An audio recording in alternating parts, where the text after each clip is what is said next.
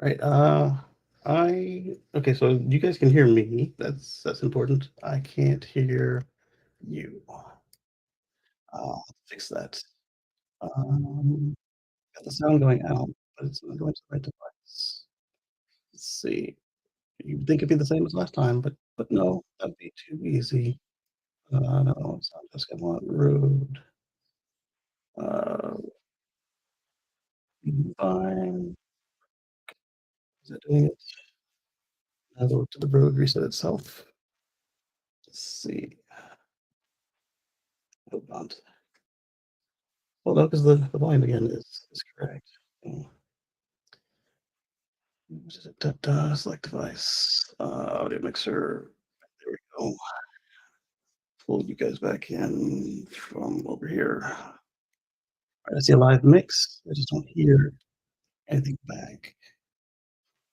It's not good.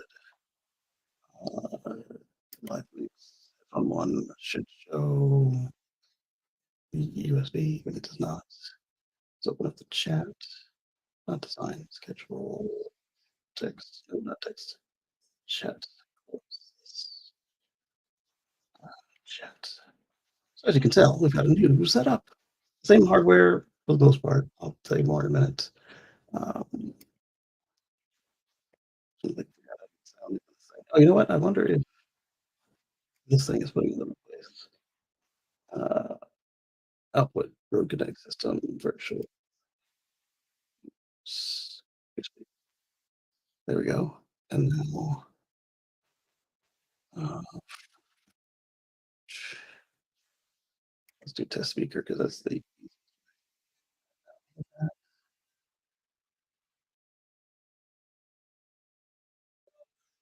virtual. Nope.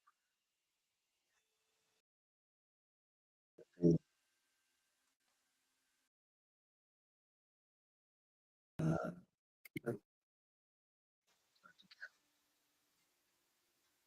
unplug the headphones. The microphone will be unplugged. Okay, we've got one viewer. Thank you. Uh, music, no. Fine, fine. Put it on the MacBook. I don't care at this point. Okay, mute me. Test one more time. I said yes, and I didn't actually hear it. Let's do test. Okay, it's fine. For whatever reason, you guys will be coming through the headphones. Um, we still don't have anything in X because. Uh, space, calendar, today, start now.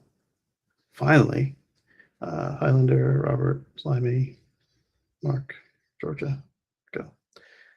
Unmute. The next question will be if the space works correctly, will everything work all the way through? And I don't know because normally the headphones and the microphone are the same thing for me. Today, they are not. Let's see if I can get some light on this cable here. I can if I do this. Put it in charge. There. Okay. It showed me talking. I don't know if I'll be able to hear anybody talking on the other side. We'll find out. And this must let go off from underneath me. We've got a notebook that I need to pull up, and I've pulled up some stories this morning for because the notebook is thin again today, but not as thin as it was last week. But last week was kind of fun. I also learned that I need to make sure that X doesn't kick out the moderators as moderators because that makes for a less fun time for all of you. So the audio video interface is now sitting on the laptop tray. The laptop tray is on the desk, and the camera is where it always has been. But now instead of like a weird screen thing, we've got the iPad, and the iPad has a hole in it basically, so I can have the camera through it, which is pretty fun. All right, so I still don't know what's up with my audio. It shows everything is going well, so I will. How do I go back? Go back to the live mix. We got USB 2, 3, 4, and 5. I wonder if that was my problem because USB 2 I had turned down in the headphones. Is there a way for me to pick USB 2? Uh, do I want to mess with it? It's working on the MacBook. Chris speaker parallels. All right, I'm gonna try one more time, and then we're gonna get started with what I did pull up in the. I used to say second, now it just says main. The main is all the way up. Bluetooth says it's working, so whenever the spaces gets rolling, we can do that. Let's try Road Connect, and then let's unmute the YouTube. Since I've been talking this whole time, it should have something if it's working. All right, uh, it does, but I don't see it.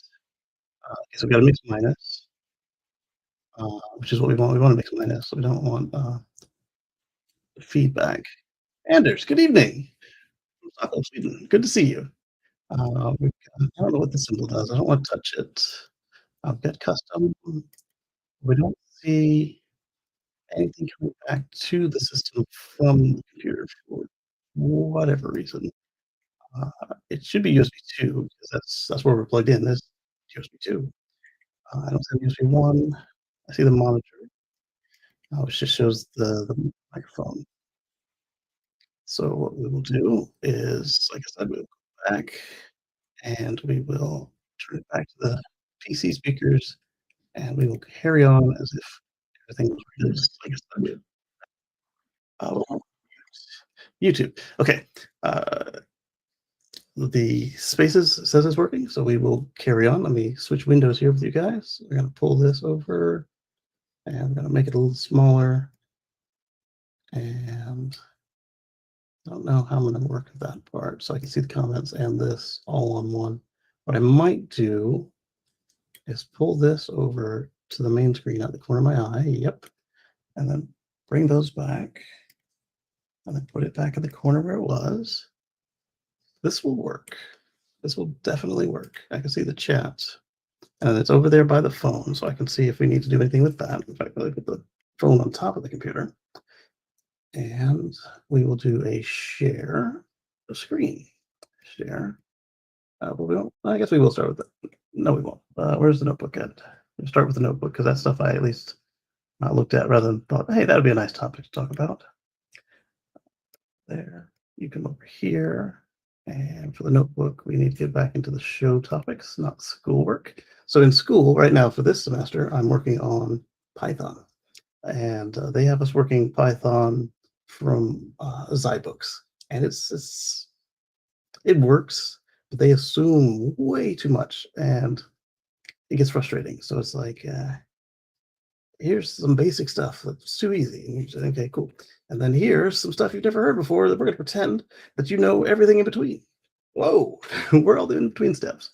And not fun. All right, so we're going to live streams notebook. And May the 4th. Oh, by the way, May the 4th be with you. We're going to go to the top of the notebook. And we're going to copy a link from my email, apparently. Copy. I'm going to go to new tab. Paste and go, because I want that other browser to stay closed for now. And we've got some Sweden stories, but we're going to start with Norway first. Really close. Let's go to share screen. We already had share screen up. We're going to pick the screen now. And we're going to pick Norway proves.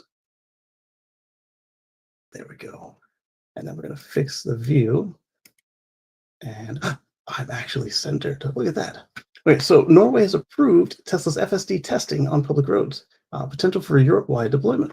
And the reason this works probably is everything to do with the European Union. Once you're approved in one place, it makes it easier to get approved in the others. And there's a certain amount of carryover as well, depending on the Norway people continuing on, which is pretty interesting. Let's see if they have any details or caveats. Yeah, this is much easier to read than the other one. So basically what I did was I had this electronic teleprompter box, and it would have me squinting and looking off to the side, and I couldn't really see what was going on. So what I did was I got a box with a piece of glass that has a mirror effect, shove the camera in it, and I put the iPad underneath. I can see the iPad. Oh, Moto's here. Yes, baby. What's up?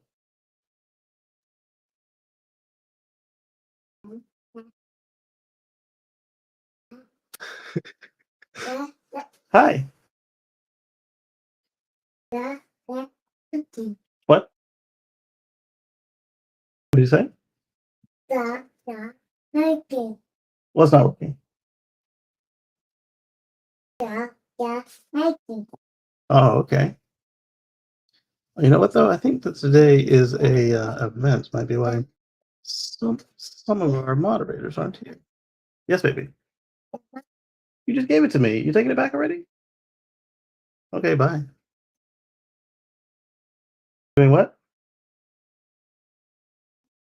You smelling the seaweed? That one needs charge.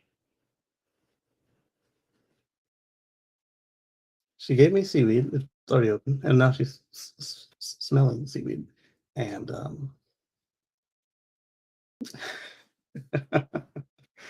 children are a trip. All right, so what I want to do is I want to actually pull the camera out a little bit. You smell it? Yes. I'm gonna pull the camera out a little bit, just to get should the girls get on camera, they fit in this rectangle that we're in. Uh, oh, sweet. We've got the chat. So Highlander says, "Howdy, folks. Great podcast ahead." The Highlander. Highlander, I sent you an invite. Let me send it again on the spaces here. I'll share via post as well for anybody who's looking at me. And let's do share via, no, I don't want to share via phone. Share via DM Highlander. And share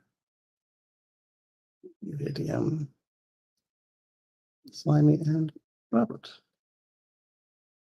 There we go. Maybe it'll work this time. Okay, so Highlander says we saved Moto the moderator. Yes, indeed. She's right back, and the seaweed is gone. So is she. She got a little offended because earlier she was watching some kid show with this lady with a very shrill voice, very recognizable to the point where at the volume she was listening, YouTube would have canceled my show because it thought I was copying her. I was not copying her. It was called incidental audio. It was just so loud that they would not have believed that it was an accident, that it was on my show. Let's see. So I've got the camera. I was looking for the camera icon so I can. Those are lights. I want the camera. Lights, camera, action. It has an icon. I have not seen the icon all day, so I'm going to pull up their application. Camera. Control center? No. Camera. Control center is the lights. All right, so there we are. And let's pull back. Can we pull back all the way? We can. And how does that look on stream if we do that? You can see my shirt and shoulders in the chair. I think let's save it this way, yeah. Full frame. Okay. I love that you guys get to participate with me in these shenanigans. Oh, there we go. There's Highlander. And let's invite him to co-host. And then we'll see if my headphones are working at all. Hopefully they are. And then we'll make sure that they can get back into the stream, because if they don't get back into the stream, that makes things fun. All right, he's in there as listener, so hopefully he got the microphone that we just sent him. It's a little weird. I can see the overlay over here, but the camera is showing me raw over there. There we go. All right, so the Bluetooth didn't connect for some reason, so let's get you onto Bluetooth. And it's on my watch. I don't want to hear it on my watch. I want it on the Rodecaster video. And it's connecting. Still connecting. That's not good. Let's go over to Bluetooth. I'd love to see that homemade shadow box you made that improved your visuals on YouTube. Thank you. I'm glad it's working, because it took a lot of effort. Let's go to the settings. Video, storage, device. Yeah, device. Network. Yes, but not right now. Brightness, date and time, about. Go back. Audio delay. We don't want audio delay. Multi-track later. I'm trying not to get into any of the advanced stuff until I get the basics working, which is just audio. So let me go into the Bluetooth here. Bluetooth is set. It's got a gain. It's connected to my phone, it says. Check for Highlander. I hear you 10 by 10, brother. All right, I hear you, but you're coming through the phone. Why? Adjust settings, captions, sound effects. That's something that Famous can use to turn off that dude who comes in with the sound effects all the time. I'm really missing the Android. Yes. Because then I'd watch the YouTube on the Android Yeah. and do this on the X. I might go with standard, voice focus, or full spectrum. I think I'm leaving it on standard. What I don't know is why it's not coming through the audio interface. Maybe I need to restart the thing. Is there a menu option for that, or do I just turn it off and back on again? So you know it. Sure, I want to turn it off. Yes. I'm going to turn it on again. It's going to have a loud fan sound, which is. Okay, so that should have switched back to the internal microphone, which I think it did. There's the fan. It cuts off because it's not that hot in here. And it's pro audio gear, so it only uses the fan if it has to, which is nice. All right, everything's flashing like starlight, which is interesting. All right, it says it's ready to record, and I see the thing going up and down. Do I see it's back to the watch? Let's go ahead back to Bluetooth. You know what I need to do? I probably need to minimize X and then open it back up again. That's usually what it has to do when I'm a guest speaker. So connect to the Rode. And then we'll go back. Oh, the Rode interface turned off because I turned off the thing. We want that one. We want the mixer. And we want the Bluetooth. Says it's paired to my phone. All right, audio check for Highlander. Check. I hear you there. Okay, so you're still on the phone. Let me go out. Open up, I guess, the Play Store or something. And click a few things. Perks. Claim those free points. And 10 points. Ooh, big spenders. Come back to X, and it should rejigger the audio. Okay. Audio check for Highlander.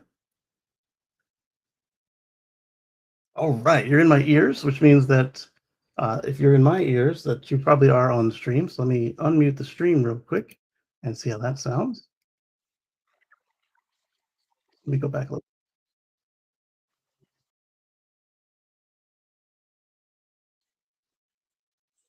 You did?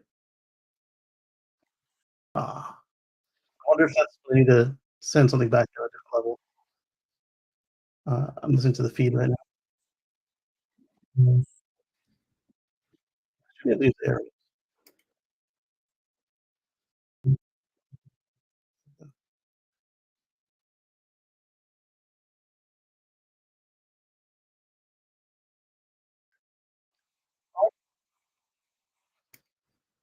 Okay. So wait a minute. I don't know if that made it on the feed or not. 1 second.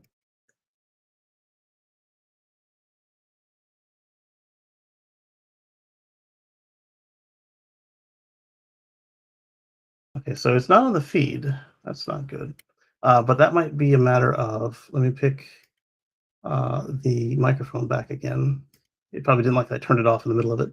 Uh, Crispy. Oh, yeah, this is in the Mac microphone. That would never have worked. Same as system. The system is using the wrong microphone now. Microphone. We want. Oh, we're not worried about output just yet. We're worried about input. We already knew output was jacked up. Sound settings. Sound microphone. Where's microphone? Input. There we go. Input. I want you to use. It says it can use. Oh, I see why. That's the HDMI. Advanced device, virtual Road Connect system, perhaps. And basically, just in the digital era. All right, so let me, yeah. All right, so, oh, okay, I can see it reacting to me. I'm coming in real hot. Okay, go ahead, I'm gonna check for you now.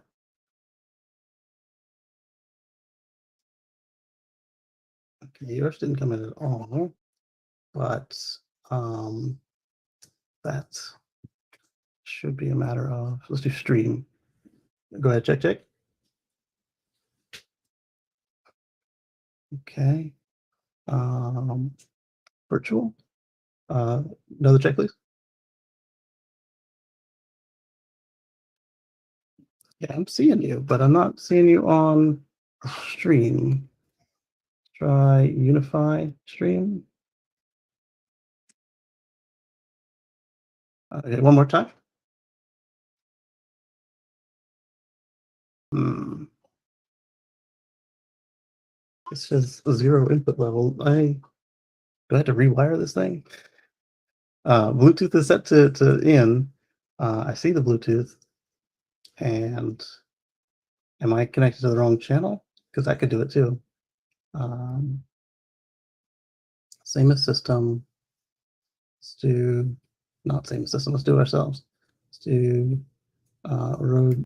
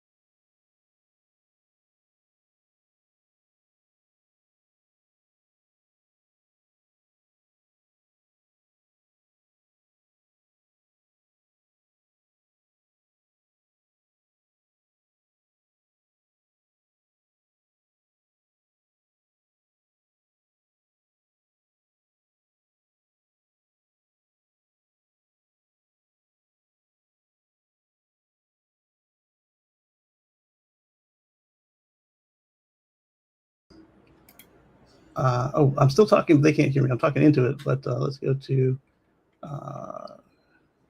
Crisp. Same as system. I'll tell this thing to use Crisp. Virtual. All right, so folks on the stream, let me know when you can hear me next. We're trying to get the audio interface back into the system. It went from channel 2 to channel 1. So I've moved the USB to channel 1, hoping to catch you guys, but it's not playing nice. Okay, so they can hear us now through the MacBook, but that means that they can't hear the space. So let's, now that this thing is following Crisp, and Crisp is following the system, I should be able to pick the other one. And once I pick the other one, if it's working, it should follow. What's that, baby? You're not going outside? It's hot outside. And you're not dressed for outside. Oh, you got a bloody nose? Outside.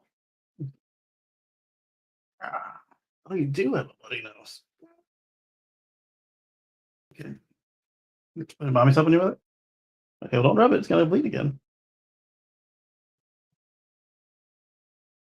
Let's see. Okay, so like I said, we're going to move this off of built-in microphone. We're going to try the different channels that this thing exposes, and hopefully one of them is working. So you'll still hear us come back.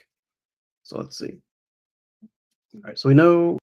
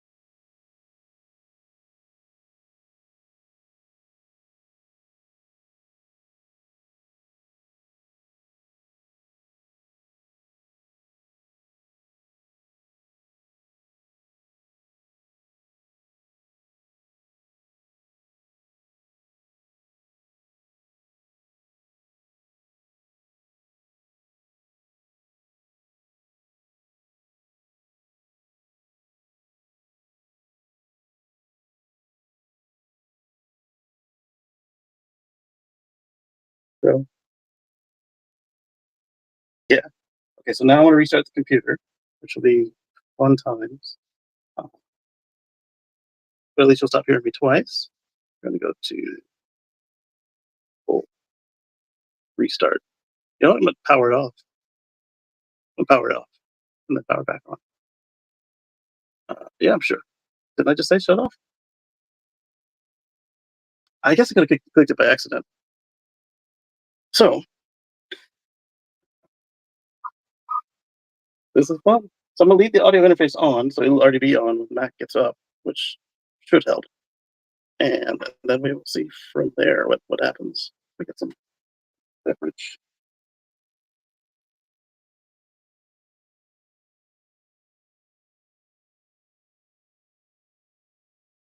Well, hopefully I would have told the commander, hey, we can't see anything. Let's bring it to a stop first.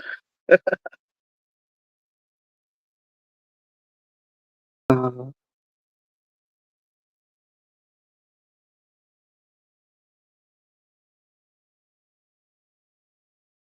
oh wow! I mean, it makes sense because then you got them with something they're used to from elsewhere. So he turned off. Oh,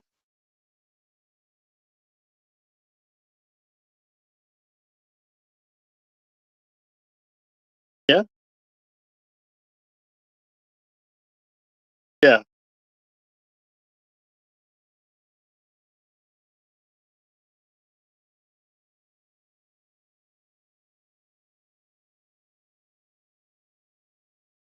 yeah. Oh man. Okay, so the computer appears off. See anything anywhere? Let's push the button. Oh, hit it twice. Okay, there we go. It's still making the Mac noises. Uh, this is a fun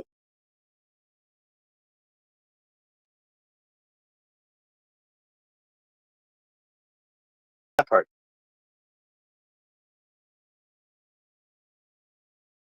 It lost it back. Okay, I'll call you back, or I'll when you come back, I'll send you an invite again. So we're back to the login prompt. Camera's freaked out. The iPad is off. We'll turn the iPad back on.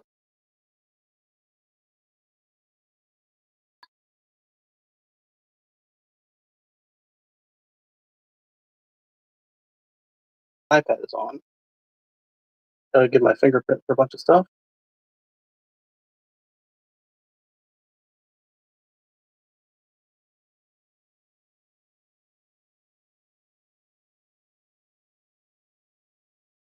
No stream detected on the video capture, which is accurate.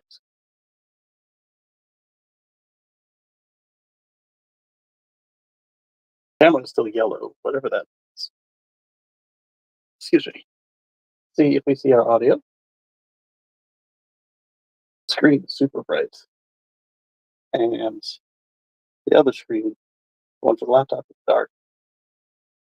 It's got a title bar and a full black screen. Sound.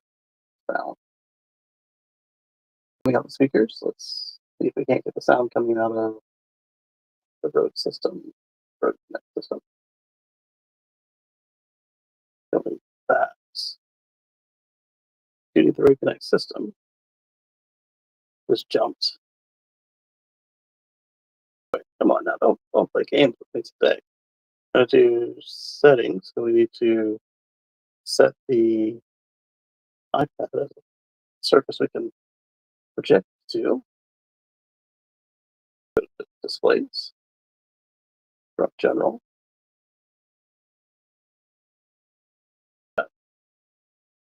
Right, so the YouTube stream seems like nose cam. So all the screens have something on them now. Perfect. Go live with a click. Yeah, let's do that. All right, so the computer is taking over the stream again. On the iPad, so I can see it. All right, so it's taking over, but it doesn't have a camera. That'll be interesting. But while it has no camera, let's just try to get the audio working. So it gets done spin. It's just spinning. Give me a refresh. There we go. It sees me, and the tablet says, "Hey, Casey screen join." Flashy, flashy. But everything's back. That's all that matters. So let's put my blank square on screen. We'll do the audio testing.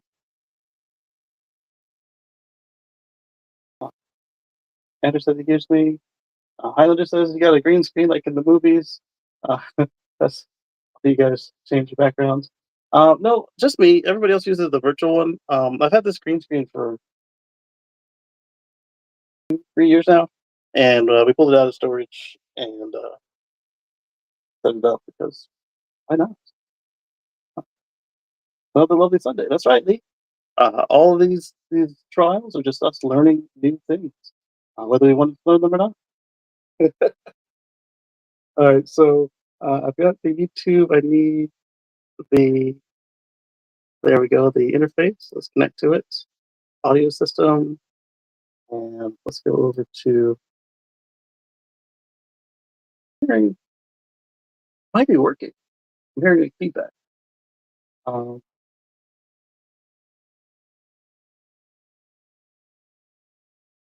sit in the back of your living room. It sat under me for a long time at the townhouse. So we're gonna do the audio test. Hopefully it's not loud and type through. Test speaker. Oh wow, it's showing stuff on the speaker, so it might be working. Um,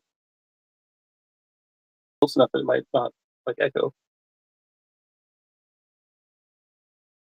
No, nothing there. First speaker, so first we need to use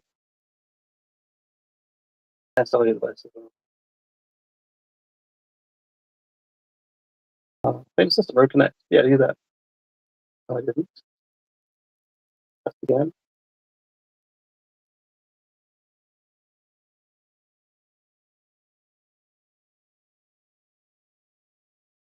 Which one? Custom. That's what one should see. Yep. Doesn't see anything on USB 1. USB 2 was set low for a reason, so we have to do that again.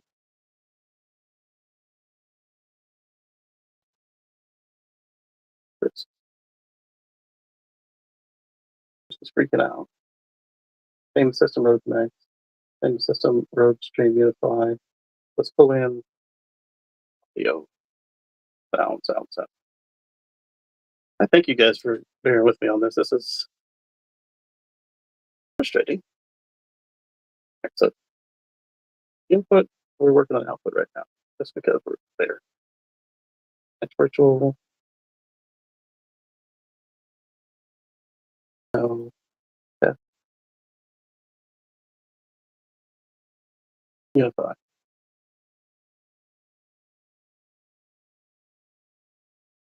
Unify chat.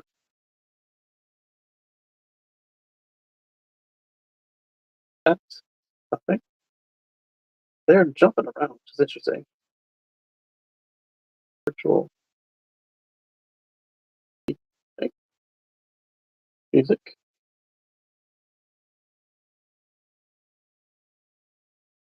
Start. Music. Nothing. Unify game. Nothing. Unify browser. Do I need to start a program called Unify? Let's see.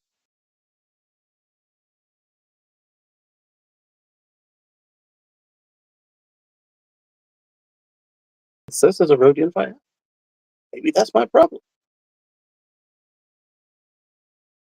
Central is running. Please close it before running road Unify. Perhaps.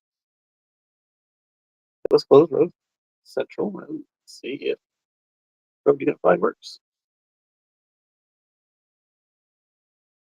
We may be onto something.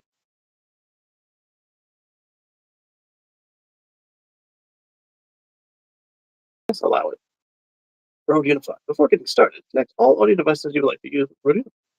Okay. Chat, system, music, game, browser, virtual. Heck yeah, I want all that stuff. I only have 3 though. System, settings. Oh, it's a color. Chat. Did it show up on my thing? Neat. Music, browser, virtual. Definitely. Well, do I want virtual? No, I want browser. Oh, I can add them all. Okay. Virtual, music, game, all that stuff. All right. Yeah, I want everything. And I can add more that I don't have. Finish. All right. So I see chat. Chat must be me because it's jumping. So let's do test again. But before we do test, we need to come back here. Okay, so it's got our sound. Let's put this on the same screen. And then we need to do virtual for our output. Oh, virtual speaking. So that's me. And do test to virtual.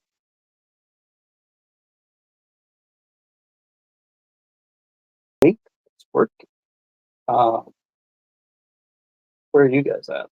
There's a window missing.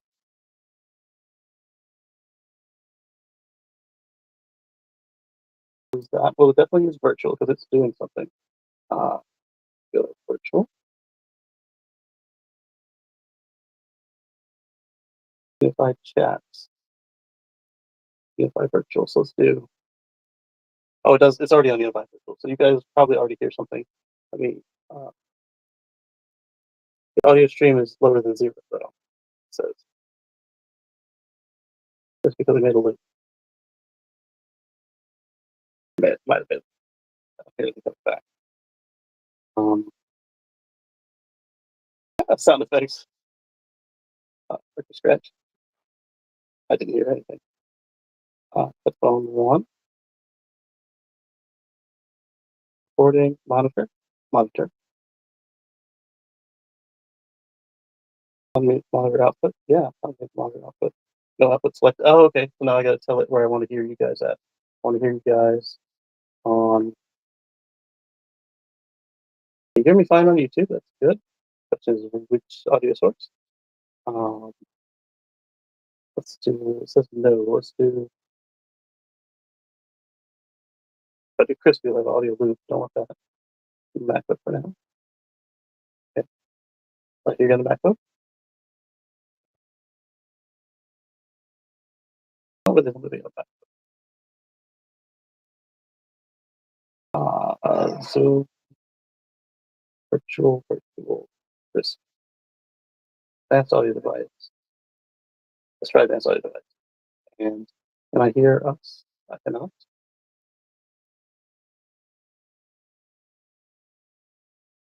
Sound desk. Sound desk is somebody else. Zoom audio device is unplugged. Parallel. Crisp.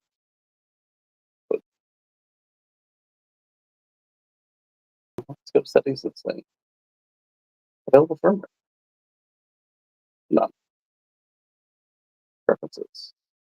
Recording in stereo, yeah. Latency low. Ultra low would be fun. Do ultra low. Tooltips enable. Optimal firmware is on. Green steps.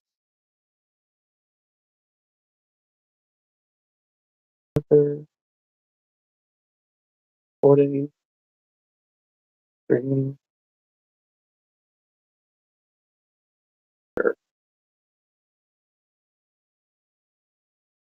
It doesn't show any road stuff here.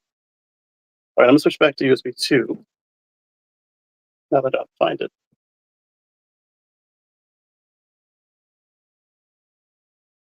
USB 2 had my phone.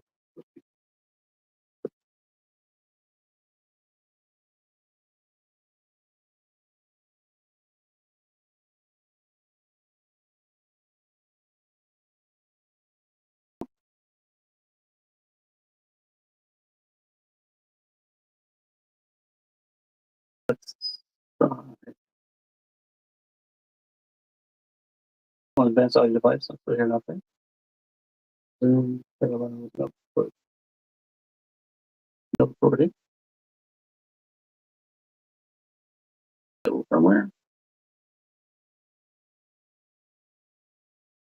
No audio on YouTube, not even a fan up in the ceiling.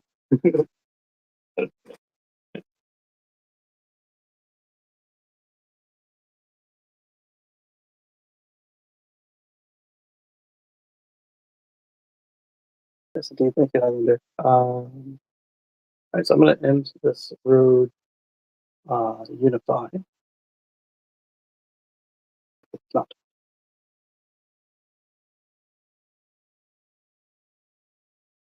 Skip crisp and go to unify virtual. And then let's put a reaction. See what happens there. Let's go to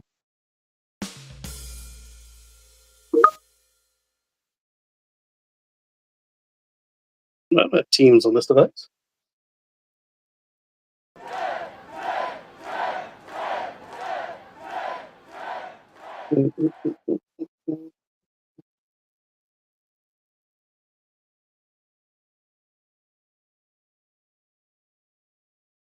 Speakers.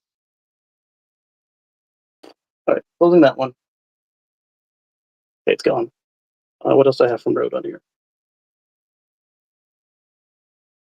I got Rode Connect and Rode Central. Let's see Rode Connect. See where it takes us. Is Rode Connect allowed to connect? Yes, connect. That's the whole point. I said connect. Get started. What can you use? You can use everything. I don't care. Finish. So it's a system, virtual. It looks like the other one. That's my problem. It doesn't see the audio interface at all. Let's go back to our screen. Move this over here. Okay, so I see Rode Connect. What Rode Connect does not anything connect to. Channel assignment available firmware, none. Preferences. Microphones excluded from X minus. Monitor output is non-selected. Easy enough. Let's go to anything else again. Yeah, I'm sure.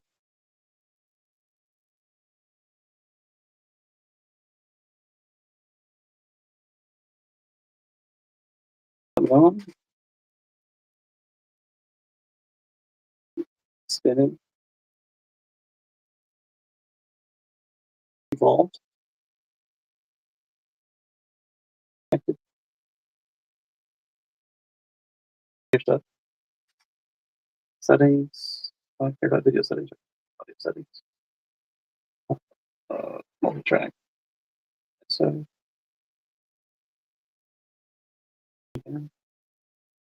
Yeah.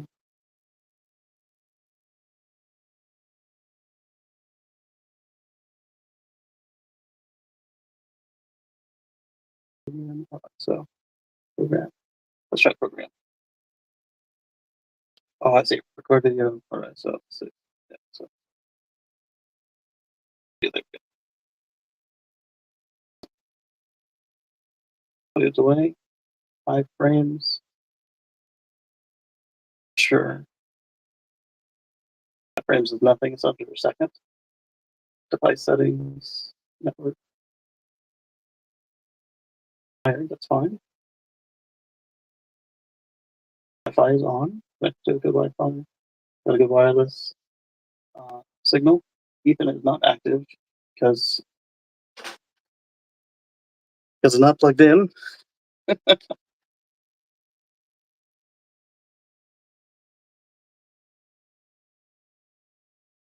State time about 6. Checking for updates up to date.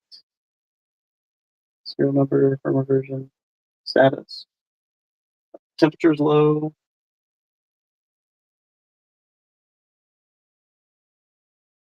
Don't want to factory reset it. We just got it. Import show.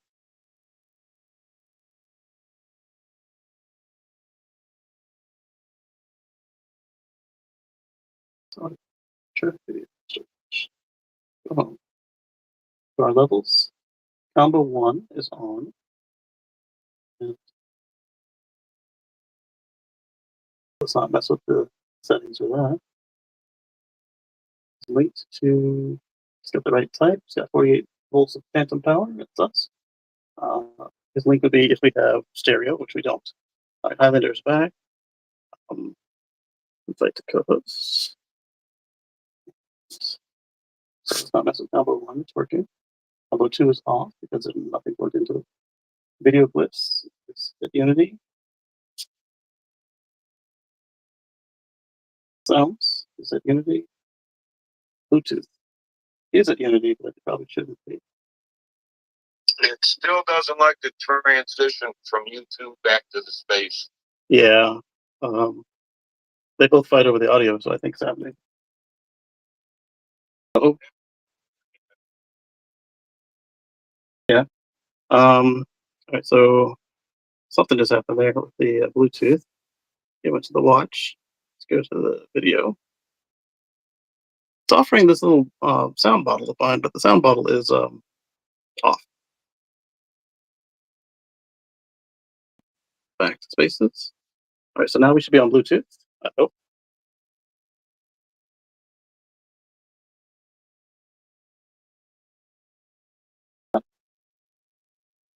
perfect. So you're on Bluetooth again. USB 1 chat, USB 1, USB 2 is turned down, which is fine, but turned down doesn't mean off. Add or remove channels. USB 2, -12. USB chat, -12. 1 is also -12. So I didn't touch USB 1 at all because it's never connected. Add or remove channels combo, wireless, wireless. Oh, I got scroll this. Let's scroll again. Okay. Video clips, wireless, HDMI 1 and 2, 4, 1, 2, 4, 5, and 6. Sure, whatever. Turn everything up. Oh, maximum challenge reached. I don't want to turn off Bluetooth. Don't need combo 2. It's not plugged into it. All the USBs are connected.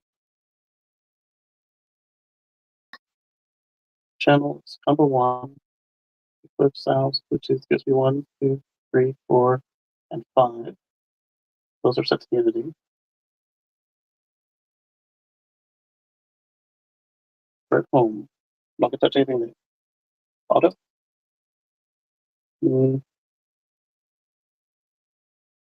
Goes on cut. Inspect.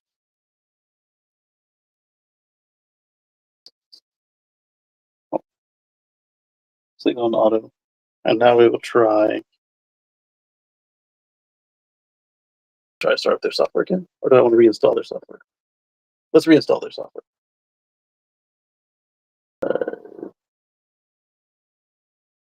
Sorry, guys.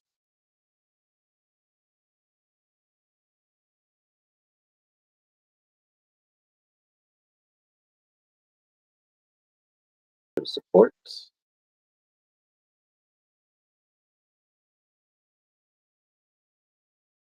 Interfaces and mixers.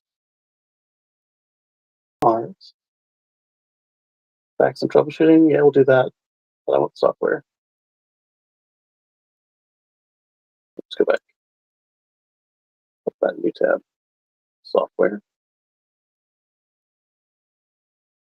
Okay, we got a reporter app. We're not going to use Unify. We might. That's what's showing up.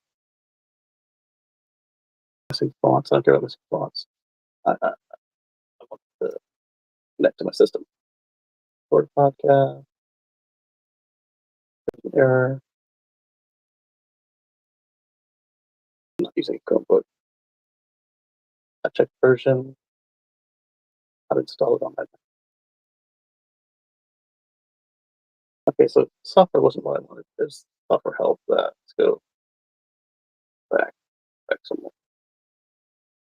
Return to their websites. Not support. Let's. No. That part. All right, so this is our unit, the video. I don't want to buy another one, especially now it's not on sale again. It's from Australia, so can you imagine the tariffs on that? Streaming and recording is in the box. Uh, yeah, you would hope.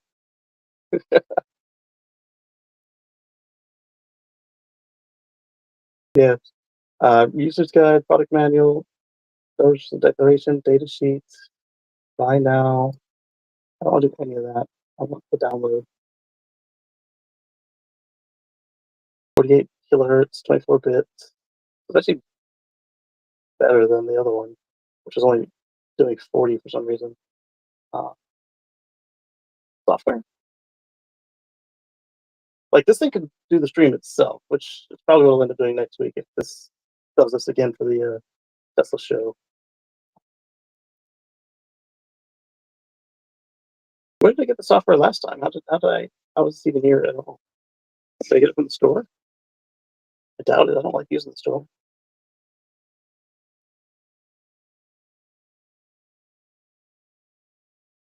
Nakato does not sell smart pads. That's kind of cool.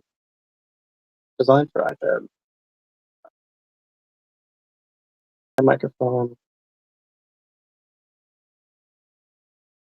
They have a lot of that actually. That's not what I want. There. Not really faster pro. Yes.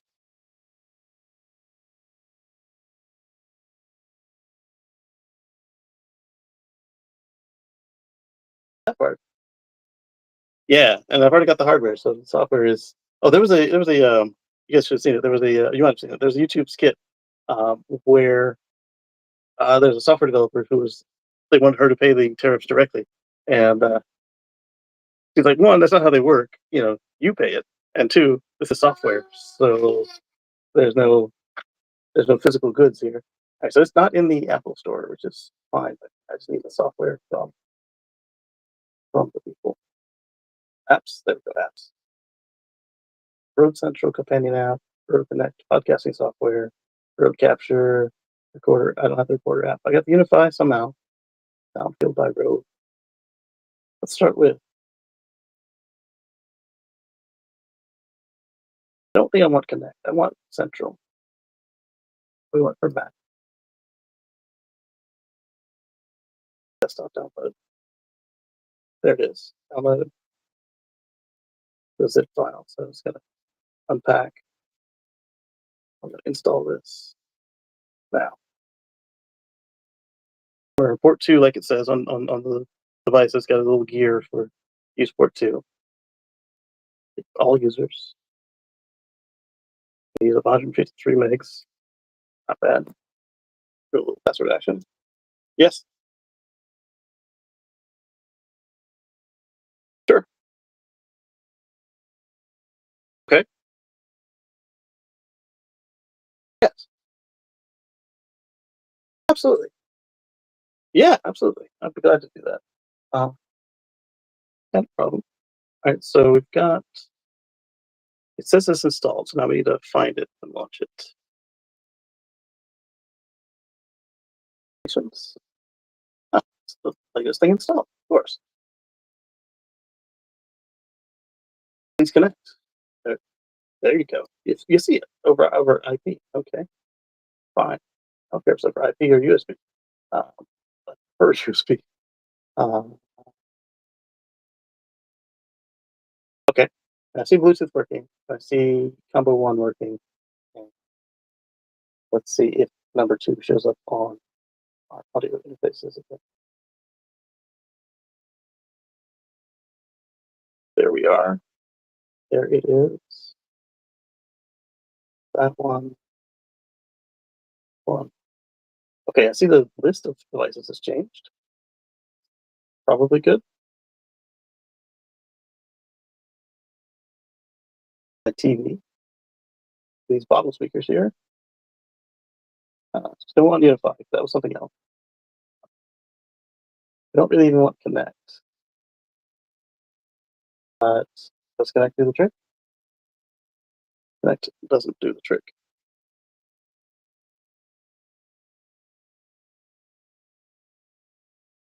Because it even shows an input. It does show as an input. All right, so let's do this next. I don't want the mobile app.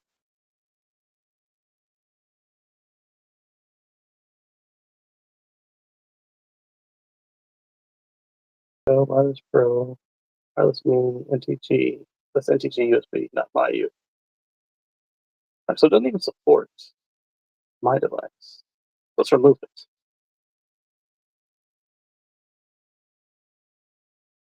Back there. There we go.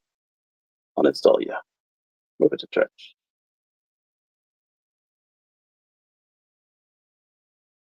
Okay, it's gone. Let's see what the Unify supports. Back to Windows. Streamers and content creators, that's me. Twitch or YouTube. Route your audio sources in one intuitive mixer. Yes, that's what I would like. XCM50, CM100 streamer, and Rode microphones. Not me, so let's get rid of that as well.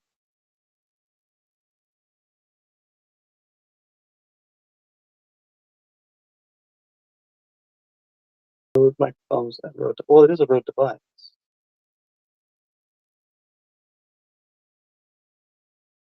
Yeah, this is the kind of device they're looking at, though. I think they want actual microphones, like USB microphones.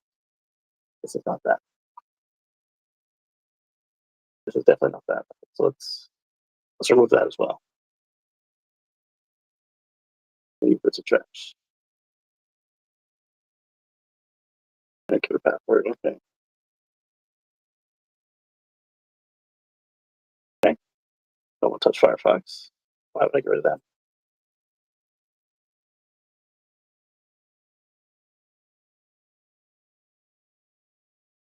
All right, let's get rid of the one we just put in. Move it to trash. All right, this is right. Let's close it. Let's throw it away. How is it still closed? It.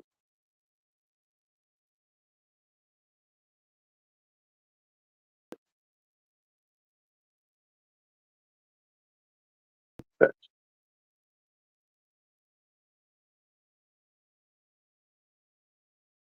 There's nothing left from Rode on the system except in the trash can. It still has Connect Virtual and Connect System devices, though.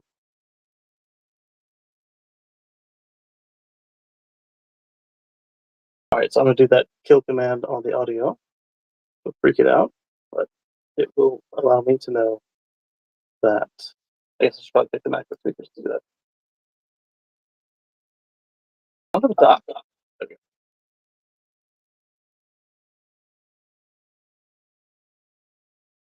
Kill your audio.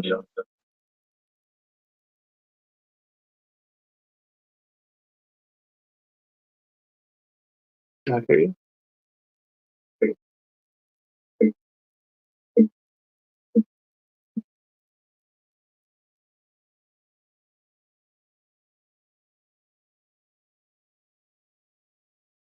Oh, that was me. That was me myself. What sources do you see that? We'll see rid of stuff. Somewhat fine. So much our trash can.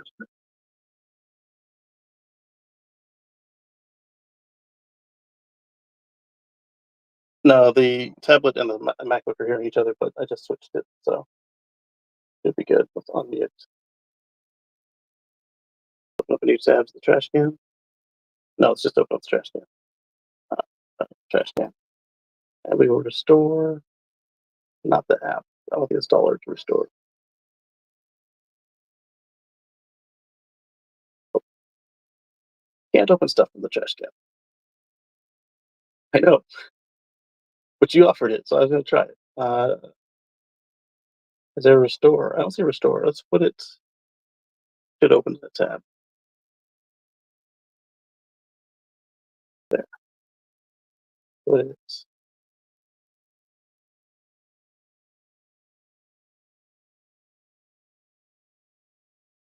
Put it in movies, I guess. Then we'll go to movies, and we'll go to reinstall it. Yeah, I agree. Sure. Install for everybody. Yeah, put it on the hard drive. That's where I want it. Who installs our apps anywhere but the hard?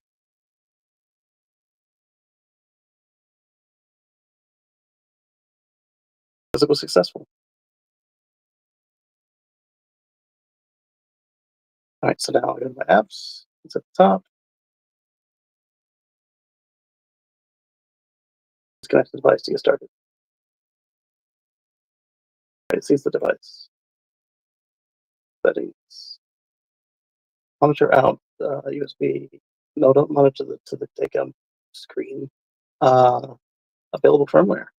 It has an update. You may connect additional devices to check for updates. Firmware.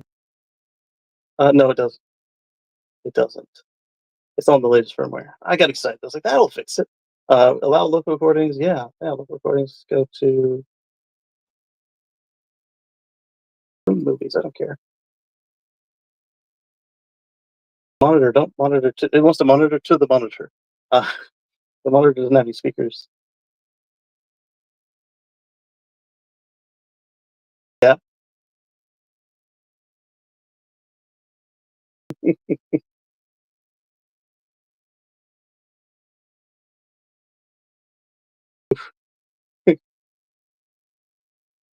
But there was this one guy.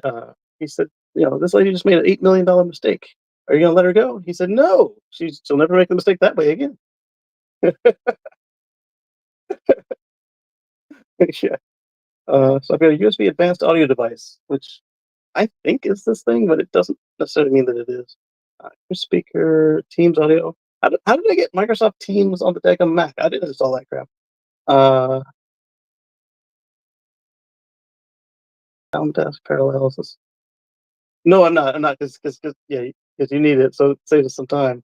I don't want to monitor to the speakers. Let's monitor to the advanced device and see what happens there. You know what? I don't mind. Let's factory reset this thing. Will it hurt anything? Let's check the audio mixer first. 5 mix, and let's do the audio test again, and make sure because it shows something that I don't want to.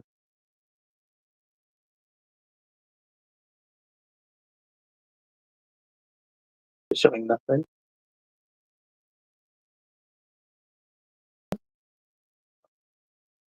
Close.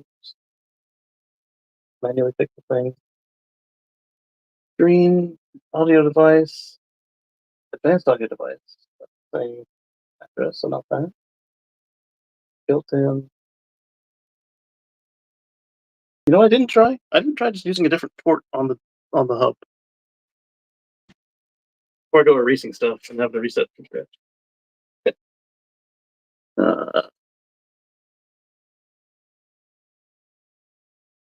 Yep.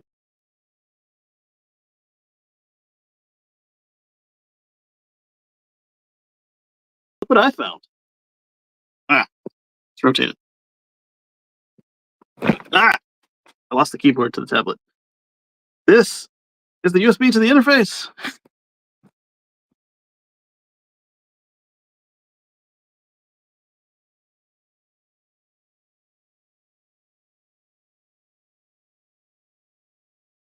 So it was either me or the kiddo.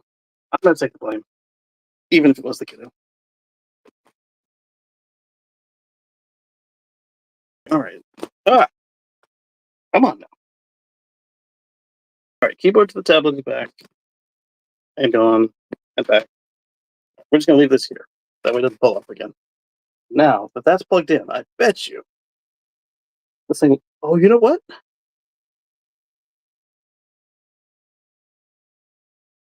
I was like, how am I seeing this thing? And I was seeing it over the network because it had a IP address and not a USB. So, man, I think we may have solved it because one, like I said, it was unplugged. So now we're plugged back in. Let's get all the screens back where they belong. Let's close that. Bring this over. Yes, bring that over too. Did we just get a bunch of new audio devices? I hope no, but both advanced thing work now. Let's see. Advanced doesn't jack. Oh, but the secondary showed back up again. That's what we were using before, secondary. So, absolute. Let me mute us here.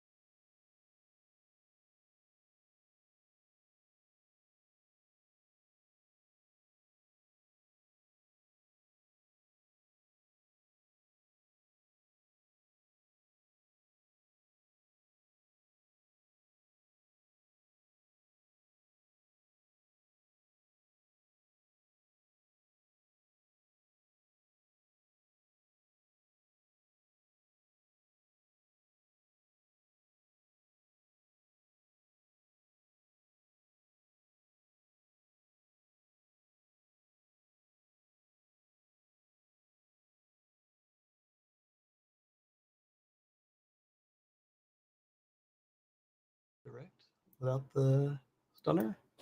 Okay, so without the stunner, we have audio. So let's nuke the stunner. Quit the stunner. Save and quit. We're just going to run without the stunner because I don't feel like introducing another audio issue. But I assume that it's back based on the fact that it's jumping again. And let's go ahead and resume. So I was talking about the what looked like the laser lights on the Cybercab and how they might be a structural lighting. And what does that mean, structural lighting? And I mentioned that, that I saw this particular article. I did not look into it further. I literally saw the headline, thought about the We Robot event, and said, let's look into this. And then life got in the way. So we're looking at it for the first time together. You drink half a bottle. You need to burp. Yes. That little burp. A little burp for that big bottle. Whoa. Whoa. I'm sorry. I got you. It's off your skin. It's off your mouth. It's off your mouth. It's off your chin. It's off your mouth again.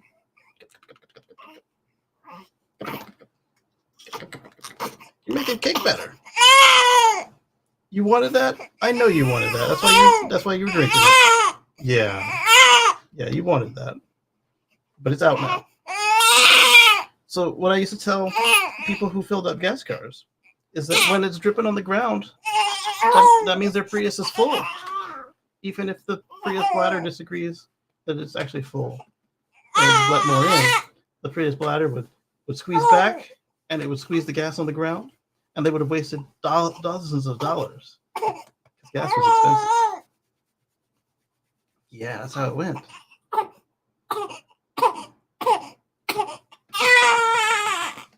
Yeah, I had another car that would, every time you put gas in it, if you got it full, something would break. And so I called it a bad name. It was very ungrateful. Yeah, you give it $50 of gas, and then something expensive would break. So I ran around everywhere with a half tank. Yeah. No. Yeah, you cut it coming out of both ends, don't you? Okay. Back to structured lights, which means what? It hurts? You want me to rub your belly? Sometimes she lets you. Sometimes she doesn't. But it's what would make you feel better. Here, let's do baby bicycle kicks, huh? Baby bicycle kicks. Huh? Yeah. Okay, you push. And push. Squeeze.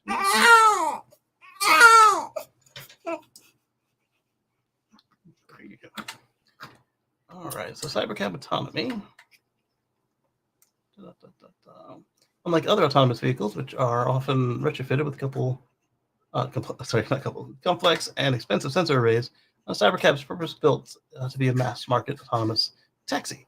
Because of that, using the several new techniques to drive down the cost and simplify the vehicle, from the paint impregnated panels to the easy to clean interior.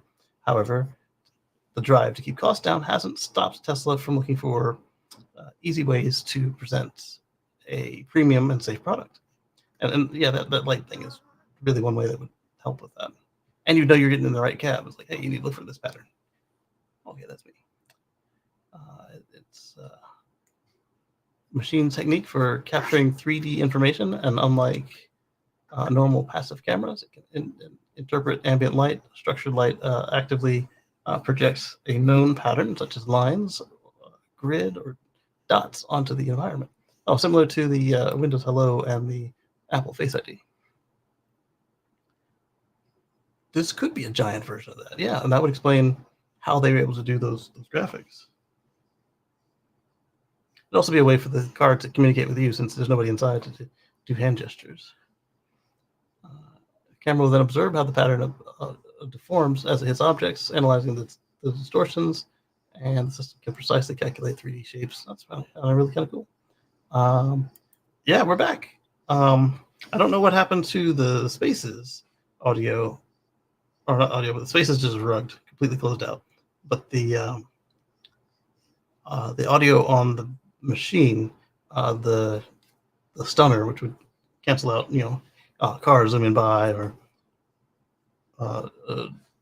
some of the children noises, that crashed. So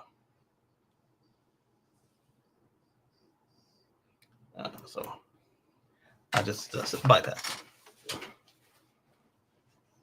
Okay, so now we've got structured light versus LiDAR. There is a difference, of course. I wonder, though. It would be very similar with the point cloud situation.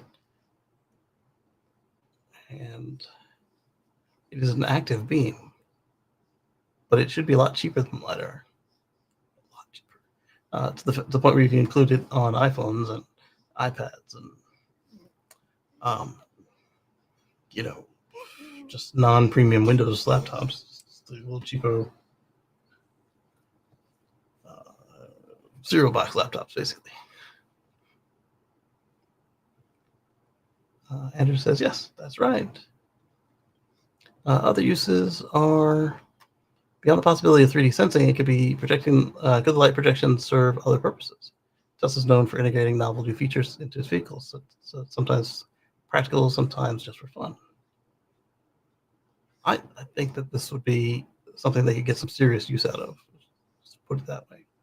Let's go back to another article over here. Share this tab instead. Blue Eddy is paying people to go green, plus a new option for going further. Gas generators costing more. I have their competitor. I have EcoFlow at the house, and it serves me well. Speaking of EcoFlow, how is my battery doing today? The sun is up, and we are on battery right now. How is it looking? We're at 77%, full 120 watts from the DC, and 800 watts from the solar, taking in 900 watts. These two lights and this camera and the screen are not that much. So what I'm gathering, all the clicking back there, was my wife must have plugged in a battery to charge behind me. And I'm charging that battery from the sun and another battery. Oh, well. Oh, and I did up the fan. I don't know how much the fan draws, but it's not 100 watts. Back to you guys. You dropped this screen.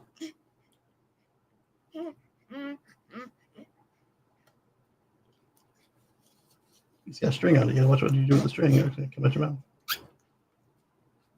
It's not your favorite? I know. I don't know where your favorite one is. In the dishwasher? In the baby sanitizer? I don't know. It's all you got.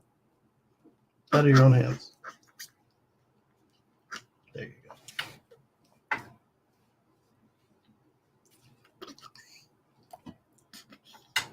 So judgmental.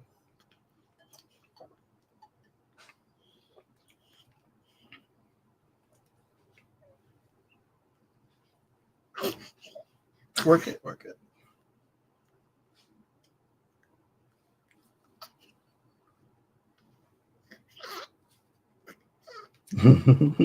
Yeah, you did that.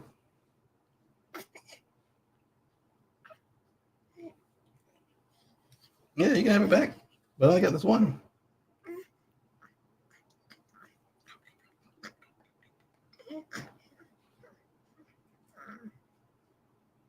Yeah. The other one, you spilled it all over me, so I don't know that you need another drink. Yeah.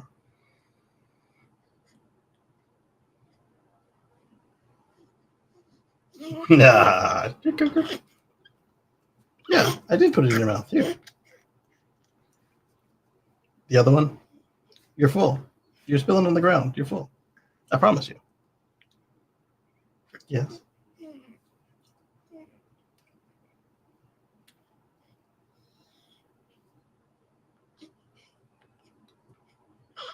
Your sister took my seaweed. She gave it to me, and she took it and ran off.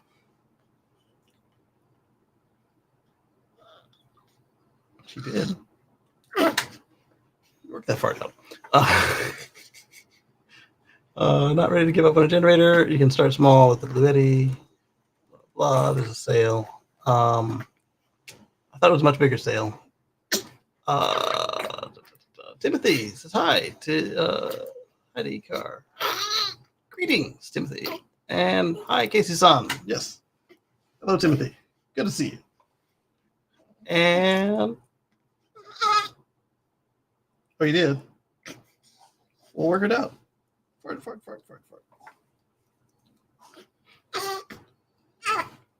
You take another car ride in a little bit? We'll take you on a car ride. Mommy wants to buy some shelving. Yeah, she like the sale price. Your mommy likes shelves.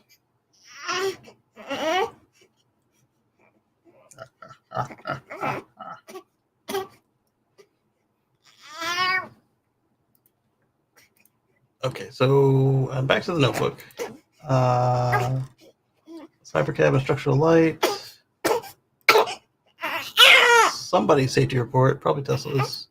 But there were 2 safety reports this week that I saw. Yes, baby. Put it in your mouth. Yes.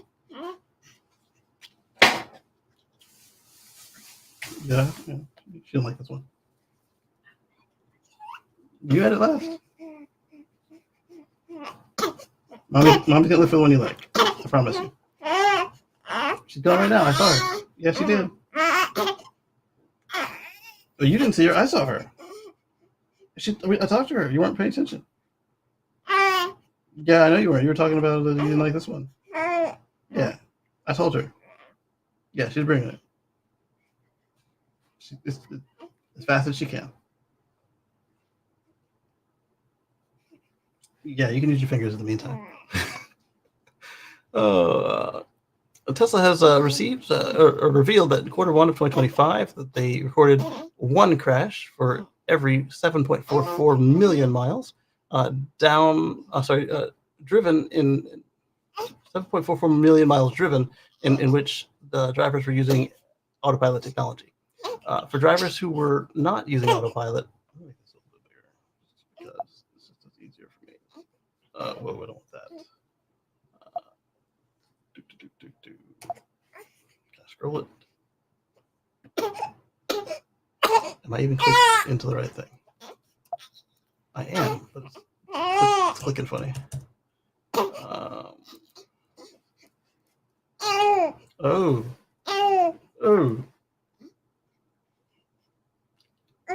Yeah.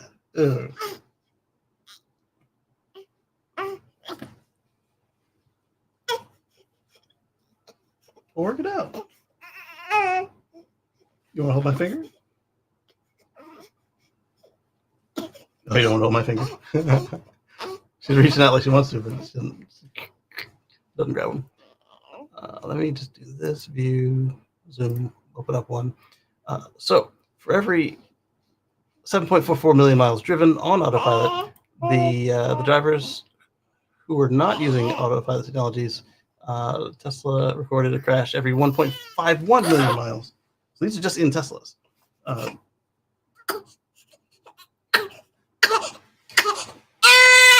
You ready to burp again? Let's burp you again.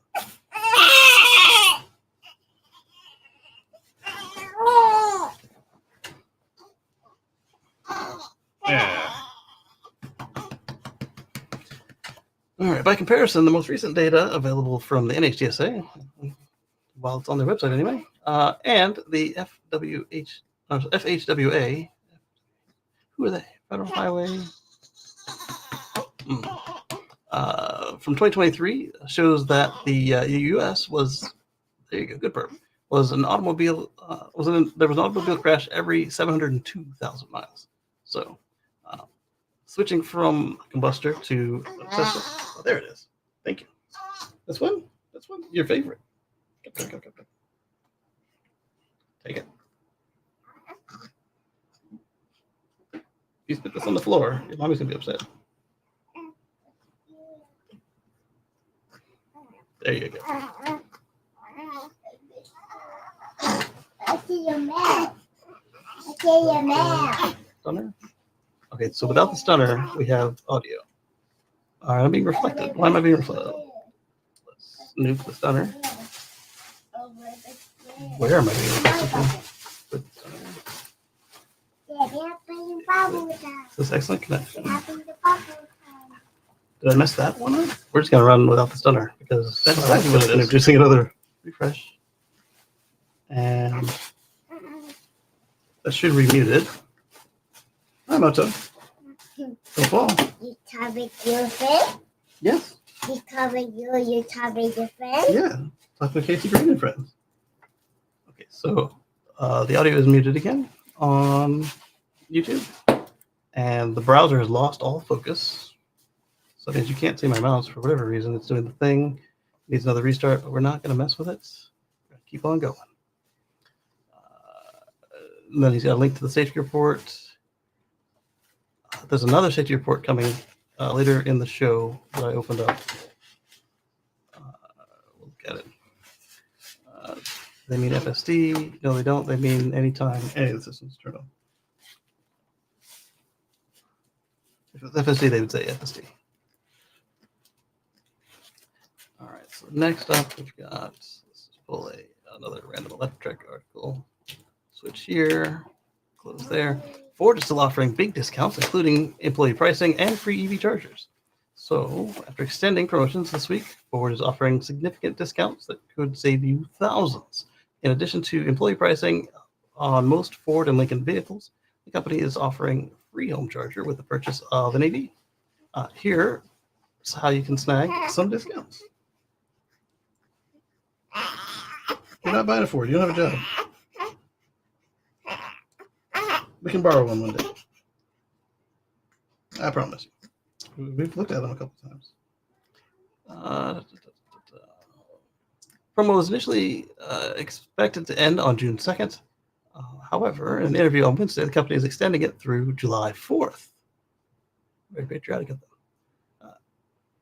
Although the campaign now runs another month, Jim Farley has said he cannot promise that the prices won't go up when the offer expires. Yeah, because who knows what's going on with the money in this country.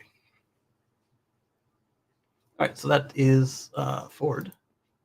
And that was the end of the notebook. So we're just going to look at what we've got pulled up outside the notebook. We've got plenty. So now we've got BYD's 5-minute fast charging EV also has an enormous frunk. That is a sizable frunk. It looks to rival my Model X Legacy, which is a huge frunk. Let's see if they give it in liters. Keyboard's back for zooming. 0 to 60 in under 3 seconds. That's good. Yeah, mine does that too. Big old 6,600 and some odd pound vehicle. Yeah. Turns out that's pretty spectacular too. Something is shaking because of the fan. The sound panel is shaking. Nothing I can do about that. Yeah, I just want to look at the pictures of the frunk. Looks nice. Whoa! I like it when they take the front edge out. It helps loading and unloading. All right, so let's go back to electric again.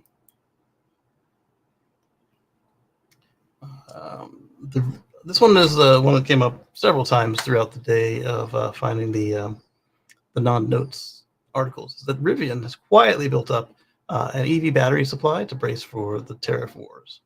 And Rivian is already preparing for changes under the new administration. In anticipation of the new tariffs, Rivian built a reserve of EV batteries from Asia as a countermeasure. Rivian has a plan to overcome the tariffs. At this point, nearly every major automaker has acknowledged the damaging impact of tariffs on vehicle imports in the U.S. GM, Volkswagen, Mercedes-Benz, Stellantis, Volvo all withdrew their financial guidance due to the uncertainty, which is like typically when you see these pulling guidance, it means like the company is like halfway to bankruptcy. They found something they didn't realize. This isn't that. This is just unprecedented that things have been so unpredictable. I mean, we've had tariffs pop up before, but we've never had anything like tariff chicken, or whatever you want to call what we did for the last couple of days, weeks. And businesses don't care for uncertainty, and that's exactly what they got, was uncertainty. According to Bloomberg, Rivian's been stockpiling lithium-ion phosphate batteries from Goshen High Tech since last year. The battery cells are used in Rivian's commercial van. That explains why the thing has a lower mileage, but also it would mean that the batteries are more tolerant of abuse and more robust. Sources familiar with the matter said that Rivian covered the upfront costs to stockpile inventory for later use. Smart move. Electric thinks that although the administration has eased some impacts on imported vehicles on Wednesday, many tariffs remain in place and are already causing havoc in the industry. Almost every major automaker has withdrawn earnings guidance due to the expected impacts. Like Rivian, others are taking countermeasures, including boosting U.S. inventory in preparation. However, how long can this last? That's a good question. The administration claims that the golden age of America is here, but it looks to be the complete opposite. The tariffs will only put the U.S. further behind as China and others emerge as global leaders in tech.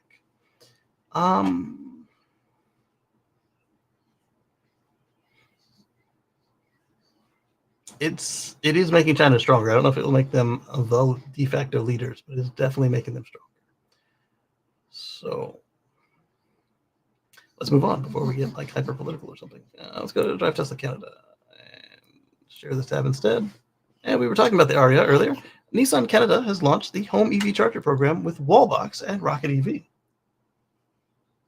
Yeah.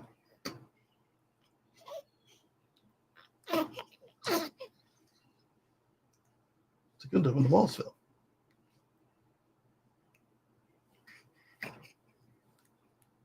Shaska, his arms open.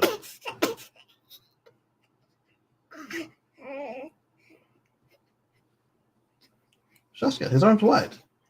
Open.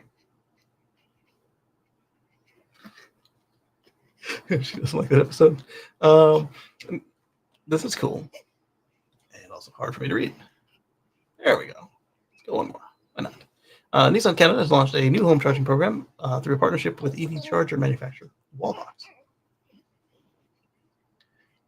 And the installation provider of Rocket EV charging solutions.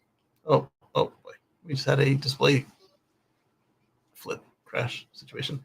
How is the audio looking? Can you still hear me? Yes, it says it's recording.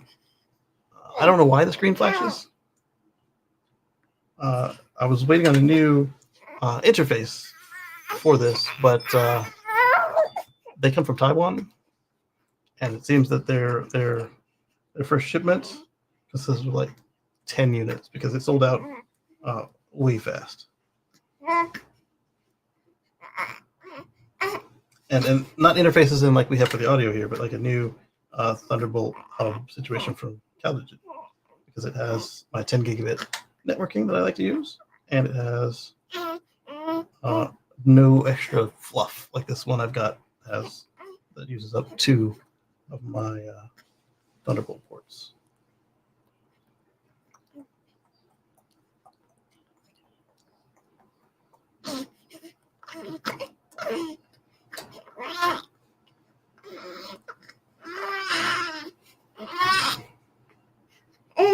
Ooh, oh, do rub your stomach? Oh, you were working it out? Okay.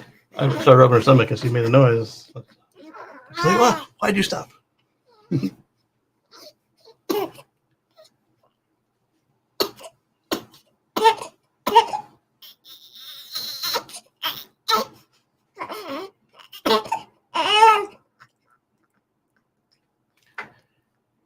According to Nissan Canada, they can purchase the Wallbox Pulsar Plus for $925 Canadian dollars and book installation services either through participating dealerships directly with Nissan Canada. The program is available starting this month and applies to both new and existing owners of the Leaf and Aria.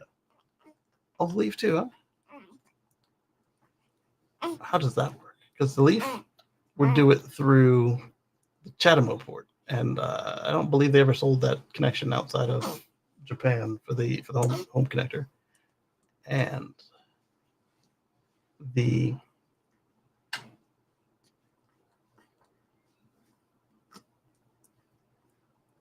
and just keep up the work you're putting in, even though there are technical issues sometimes. Please support Kacey and become members. Thank you, Anders. I appreciate it. Thank you very much. The new Leaf, however, would use everything that the Aria is using, so perhaps they are just getting ready for the imminent arrival of the new Leaf.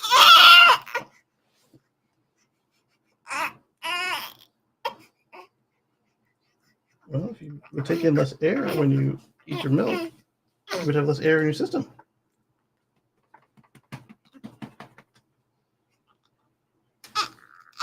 If you lean back, I can't keep your head straight and give you the pats on the back.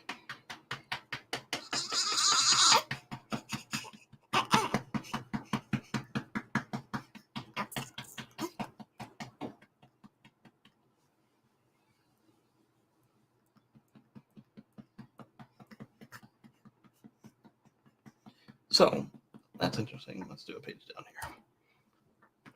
This new offering from Nissan is part of a growing trend of automakers to integrate home charging into the EV purchase process. Yeah, and this is because they have finally realized that having a way to charge at home fulfills all the promises of the EV and makes it so that they actually are successful. They don't get returns and chargebacks and defectors to other brands. Because if your EV is hard to use and somebody else's is easier, once they realize the benefits of an EV, and if you were to make it too hard, they will switch to somebody else's EV. So you want them to get their next one from you. So make it easy. My hand's tired. I'm sorry. That's not the hand I burp you with. That's the hand I hold you with. Let's see. Next up, we've got another not a Tesla app. That's the same one we just finished. We got this one from Inside EVs. We were talking about Slate earlier with not with Highlander, was it? With I forget. It was either Highlander or somebody in chat. We talked about Slate. Slate is all about reducing costs by reducing complexity. So why is it using the gigacasting?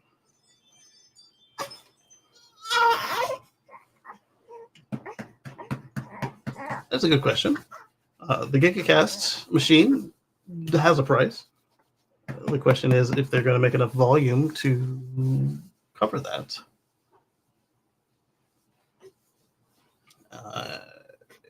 That would be my first place to look.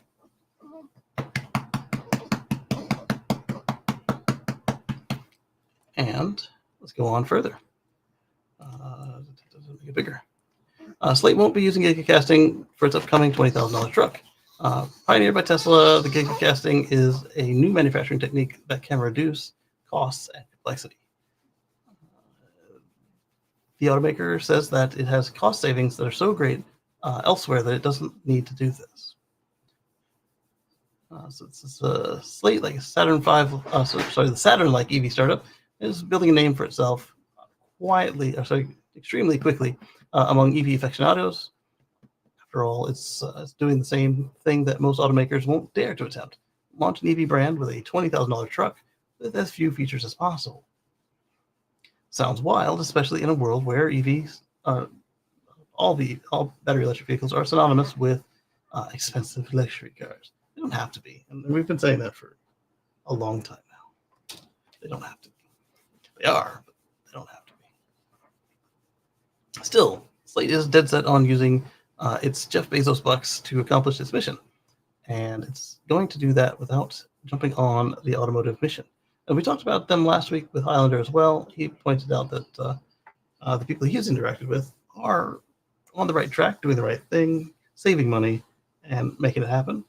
And I think that Brian's point was just for us to not hold our breath, not get our hopes up until we see them on the road, because we've seen this time and again. Although, as Highlander pointed out, the last couple times we saw this, they weren't always as responsible with the money, doing stuff like chartering private flights, and one executive taking millions out to build himself a house and then go to prison. Not for this company, just one of the other companies. And the others weren't so egregious as that guy. They just weren't very good with the money and ran out of it. So we hope to see them succeed, and I'll be watching them, but we don't know what will happen with them. Cars using a ton of stamp parts to create those parts. A sheet of metal is fed into a machine, sandwich them into a die, squeeze them. Sounds like you're arguing for the gigacast, my friend. One key metric in automotive manufacturing is the cost per minute. So yeah, he's definitely advocating for those gigacasting. Extremely true in manufacturing, and is something that automakers are willing to pay industrial engineers big bucks to cut down on. Absolutely. Gigacasting reduces that cost significantly by optimizing equipment. Think reducing the number of robots needed to assemble panels or welders needed to fasten together. Turns out that gigacasting is really expensive. Yeah, I started with that, didn't I? At least on the small scale. I think $7.5 million or more for a single machine and associated tooling. Not just the cost of the equipment. You need engineering, yeah. You need the dies, and you need the maintenance, metallurgists. Yep. So if you're big enough to use one, it'll save you money. But if you're too small, it won't save you any money. And it looks like my camera froze. It sure did. But the audio is still working, so what I'll do is switch cameras and then switch back and see what happens. Let's go to this one. And there we are. And then let's go to that one. And there we are. Okay. So back to this. I was just noticing there wasn't a blue line in the middle of all my words anymore. Yep, Highlander said I can hear you with the screen locked. Thank you. Everything's okay on YouTube. Good. And Slate says it can justify the added uptick in manufacturing complexity because its vehicle assembly is inherently less complex. I mean, yeah, they're using a proven system. Old school. A company spokesperson said that tells us that Slate has just 500 end items, manufactured components ready to install as part of the assembly process, delivered to its plant for vehicle production. Most car factories have around 2,500 unique end items for each vehicle, according to Slate. Fewer parts work out to lower cost per minute, which means that Slate can repurpose some of that cost savings into the time that would be reduced by gigacasting. So when they get big enough, they will do it, and they'll save even more time and money. Slate's minimalist approach feels borderline uncool. Okay. If they could just add 4x4 capability, I'm all in. It doesn't have dual motors? I thought that was an option we looked at. How many years on production? Oh, yeah, it won't be on the 20 for sure. Such a DIY-able vehicle. Choice not to use gigacasting. What should really be called large casting pieces is smart, as you'll likely be able to repair hopefully the frame. I don't know why people are on this whole you can't repair a gigacast thing. It certainly can be done if it's engineered for it. Even the originals, the Tesla Model Ys and 3s, they have tusks that you can weld on and off, or cut off and weld new ones on. So it just depends on the crash. If a crash is that bad where the frame needs to be straightened, then the vehicle this inexpensive will be told anyway. Remember, this thing is supposed to be out the door at $28,000. I don't know why the media keeps calling it a $20,000 truck. The Fed one says possibly won't be available when it gets to production. And the camera's gone again. Yeah, I need to get this dock replaced. the sound. I don't want to mess with sound. I want to mess with video. Mirror my video. Unmirror my video. Go over here. Go over there. It's not on yet. Go over here. Looks like your camera is locked by another application. Sure, what if you say? The MacBook is definitely not locked. No, I don't want to troubleshoot. Turn off the video, turn it on. There we go. That's the Mac, though. I want the one in front of us. There we are. Been a day of technical issues, hasn't it? Tell us what they're not doing. Don't explain what they are doing. That's a fair point. Let's go over here. Share this tab instead. Close that one. So Sun Train reimagines battery and storage clean energy. Thermal generating stations keep producing electricity as long as there's fuel to boil down, and we lost X completely. Spaces. Can I just join my old space? Kacey's hosting. Reconnect space. There we go. There we go. Unmute. Huh. Well, at least it crashed before it was too late to get it back. Thermal generating stations. I'm not quite sure what Sun Train does. I saw the picture of the train and thought it had something to do with clean energy, and it was interesting. Sun Train idea may not be as silly as it seems at first. After all, railroads have been transporting energy for a long time. Is it a big battery on wheels, or is it a big thermal brick on wheels? During the heyday of coal power in America, railroads were known as rolling conveyor belts. The reliable railroad logistics kept coal trains moving back and forth between 1,700 coal-fired power plants and 700 coal-fired power plants and nearly 7,000 coal mines. Okay, peak consumption. Blah, blah, blah. I don't want to spend 4 minutes on it. We can because it's theirs, but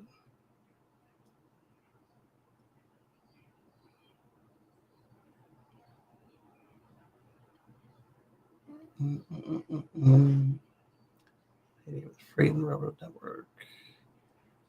2 minutes of relatives.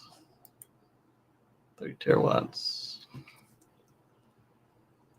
What is it that you do? What do you do here? How does it work?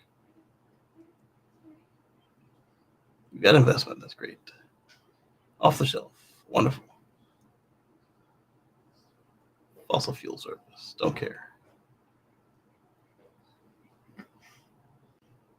Load centers. Okay. Instead of hopper cars filled with coal and battery, rail cars have changed. So I said you haul energy around the country. Okay, so batteries. Containerized. This is actually better than the whole piping hydrogen situation, like we have in that one space up in the UK. I want to say Scotland, but it's probably wrong.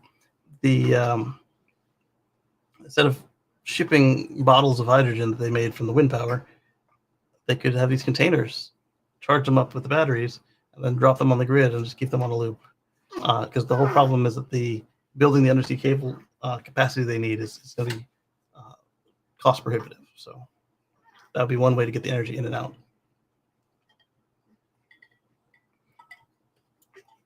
And they can even use an electric ferry and electric train.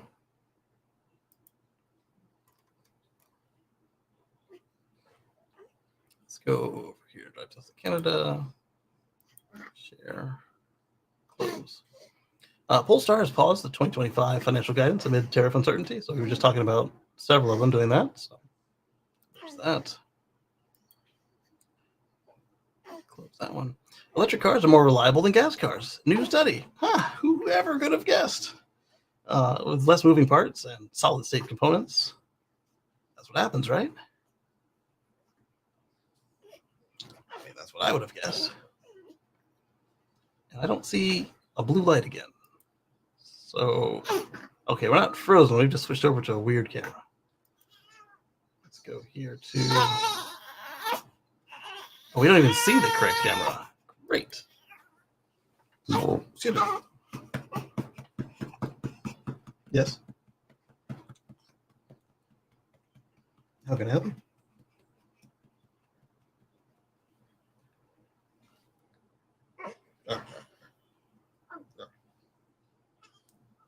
Work it out. Work it out. You can do it. Yeah, work it out.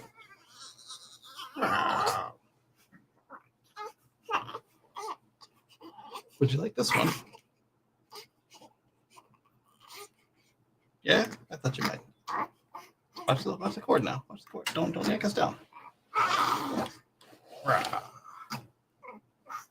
Baby bicycle kicks.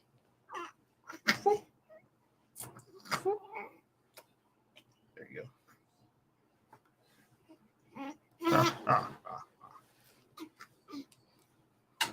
Don't touch your eyes. You're gonna hurt. You can be sleepy, but don't touch your eyes. Yeah, there you go. There. Close your eyes and have a rest. Yeah, I'll be here when you wake up.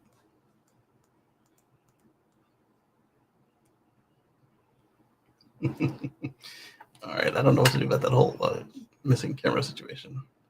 If I reboot USB, I'll end up rebooting the wrong one, and that'll really mess us up again. Virtual camera? I don't know what's going to be on the virtual camera. 1080p.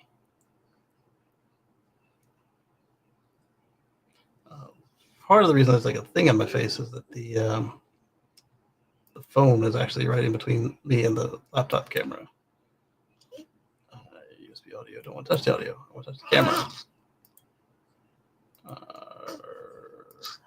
Oh, big fart. All right, we'll use the built-in camera. What can I say? Move the phone, I guess. Well, that's not the phone. That's the bottom of the iPad.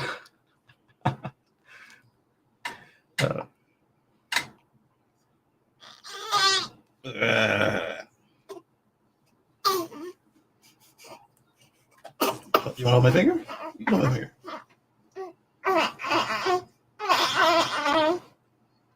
Oh, you don't want to hold my finger? Okay. All right, so back to this. Yeah, so EVs, it's like a obvious thing. This one wasn't really EV related. I've got a Starlink, use it sometimes.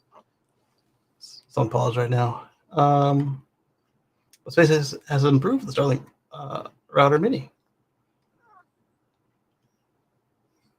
New addition to the Starlink product, Starlink Router Mini.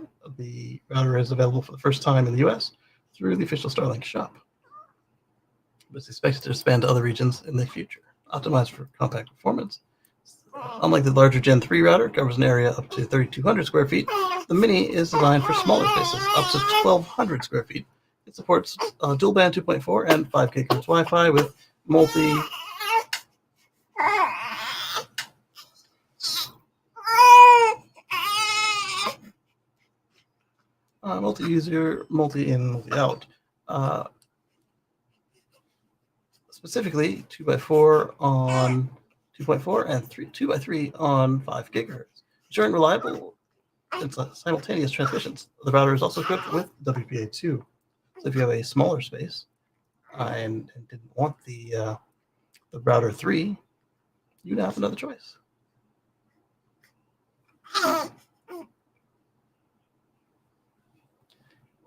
Mesh network capabilities. All right. Oh, you got milk on your neck. When we get up, I'll take a wipe to that, and you'll complain that it's cold. It's got mesh network capabilities, just like V2 and V3. Availability and pricing is just $40. Wow. That's not bad. Spend 80, get 2 of them, 120, get a couple of them, and then get yourself a little mesh. Not bad. seats in the road taxi. How old is that? September.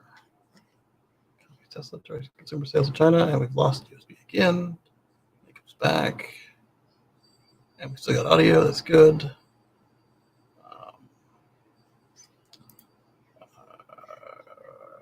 Is the camera back? No video. MacBook Pro. Nope, so the camera still didn't come back, but whatever. Continuing on.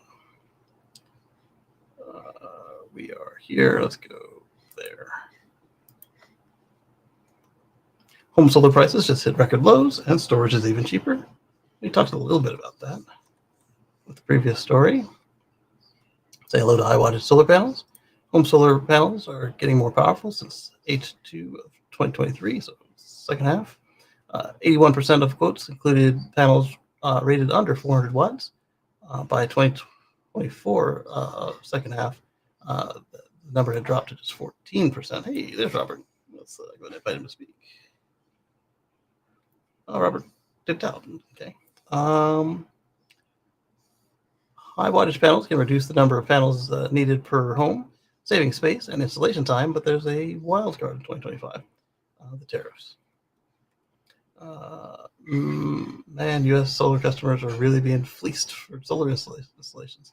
2024, most expensive install quote was $3 Canadian with installation. But what's up? You scared of your dreams? You scared of your dreams? Here, take this. Keep drinking. Yeah, there you go.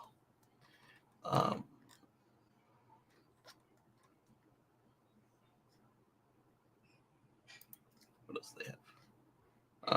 Aura Trucks has started their self-driving trucks on public roads with no driver.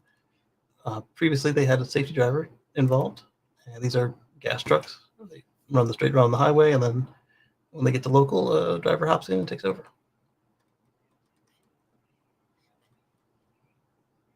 We'll see what becomes of it.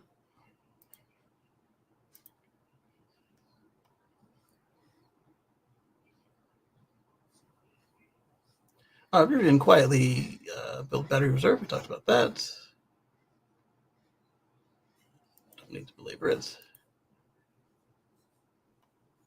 BC is to end their rebate program on May 15th. So if you are in British Columbia and you want to get an electric rebate, get it before the deadline on the 15th. So I'd have it by the 14th. Have all your paperwork done, ready to go.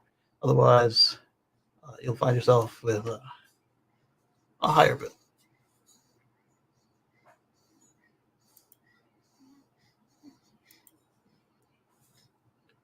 Kia sales crash in the USA because of manufacturing change? ? Zachary says that I'm very disappointed today when looking at Kia's EV sales. For April, they crashed hard.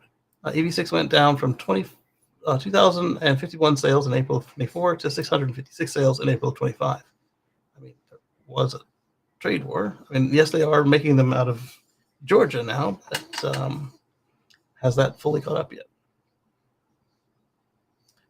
However, it seems that there might have been an explanation for it. It's not that the CEO has been making. Kia has officially commenced production of the EV6 and EV9 at our manufacturing facility in Georgia, where both models qualify for federal incentives.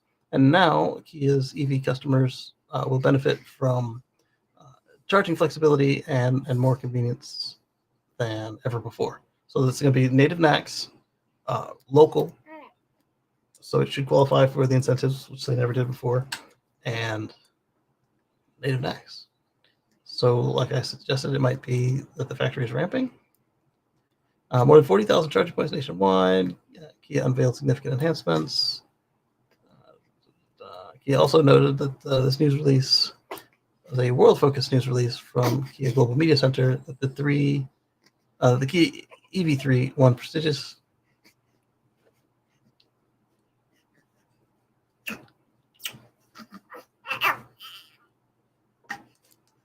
Stay asleep.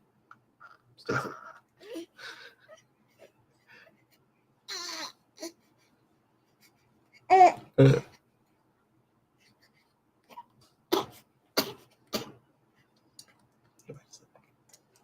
right, so now more than ever, the world needs independent media. What was the change, the packaging change? EV3, the new edition of global models, that wouldn't affect the local sales if we're never getting the EV3 here.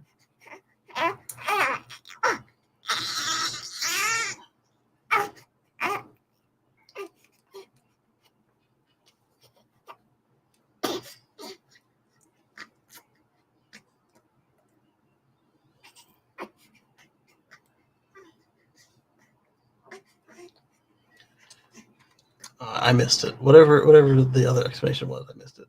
Manufacturing change, unless it was literally the Georgia plant spinning up. Continuing on, they pointed out that more headaches for Tesla as Mack trucks muscles into the Class 8 electric truck market. There's a lot of room in this market, and does the product even compete? That's why I even opened it. Let's see what they are selling. Oh brother, break out the popcorn. Gearing up to full production. When does Mack make electric trucks? They've made smaller electric trucks before.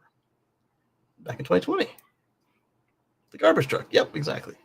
The company also surfaced on the clean tech radar in 2022 when the LR went to full production. I think we also saw them in the charge on less competition, unless that was just everybody else but them, like Freightliner and Crew.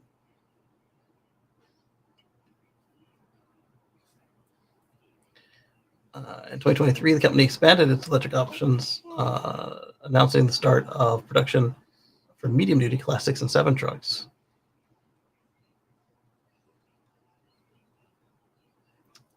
If I had another hand, I would just unplug and replug the camera, and it would be good to go. But I don't, so we got this. What about the battery? Mack is pitching a new Pioneer Electric with a day cab or 44-foot sleeper.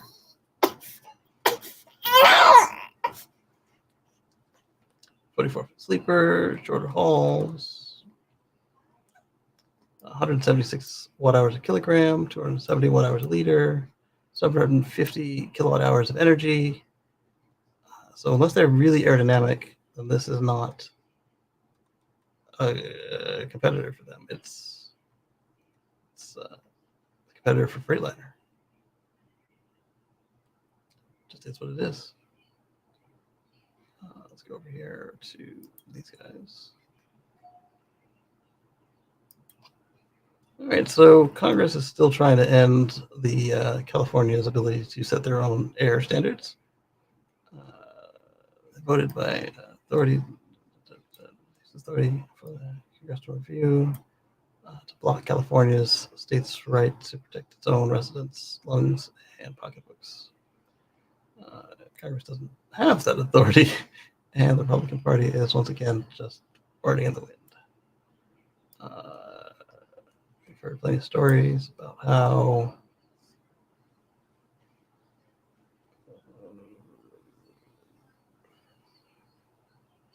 I don't know if I can touch on this story without the extra opinion. As you get to what is it trying to do? California has its own Clean Air Act. Yes, it worked. California's new set of rules wants to end California's progress. Yeah, but you need the courts to do that, because the court is the one who said they could do it, because they were there first.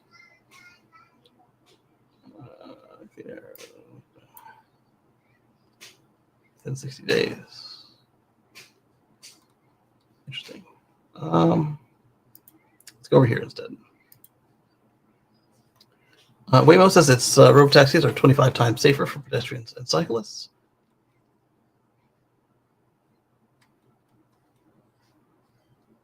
Airbag deployed 8 in Phoenix, 24 with any injury. San Francisco, 16 injuries, 7 with airbag deployed. Los Angeles, 8 2 with airbags deployed. Austin, no injuries with 1 airbag deployed.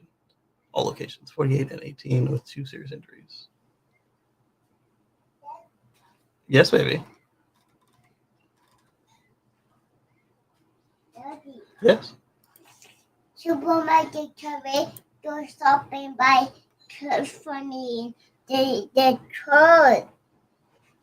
The code, Daddy. They're not closed. Supermarket carry by just for me. By dress for you? Yes. That's not a supermarket. That's a clothing store. Supermarket carry by just for me. Okay. The code. Well, put some clothes on for shopping because I'm not taking you out in a nightie. Is in my diaper? Wear your underwear. Why are you wearing a diaper? Mommy tell me wear underwear in the. I need to wrap. Mm-hmm. Mm-hmm. I want to point toward the one that melt away from me. One. Okay. It's right there. U.S. largest virtual power plant now has 75,000 home batteries. That's a lot. Pretty darn cool. I'm sure we'll talk about that with Patrick, just like we'll talk about on Monday. We'll talk about the Tesla Semi news on the Tesla Live show. Meet the world's largest 100% electric ship, the 420-foot EV monstrosity in China. Things are looking weird down there. Let's see if perhaps the camera's back. I don't think it is. Oops. And it's not. Of course it's not. Although the space is trying to go away. There we go. Are we still alive? Yeah, we are. Let's send you an invite to the space. There you go.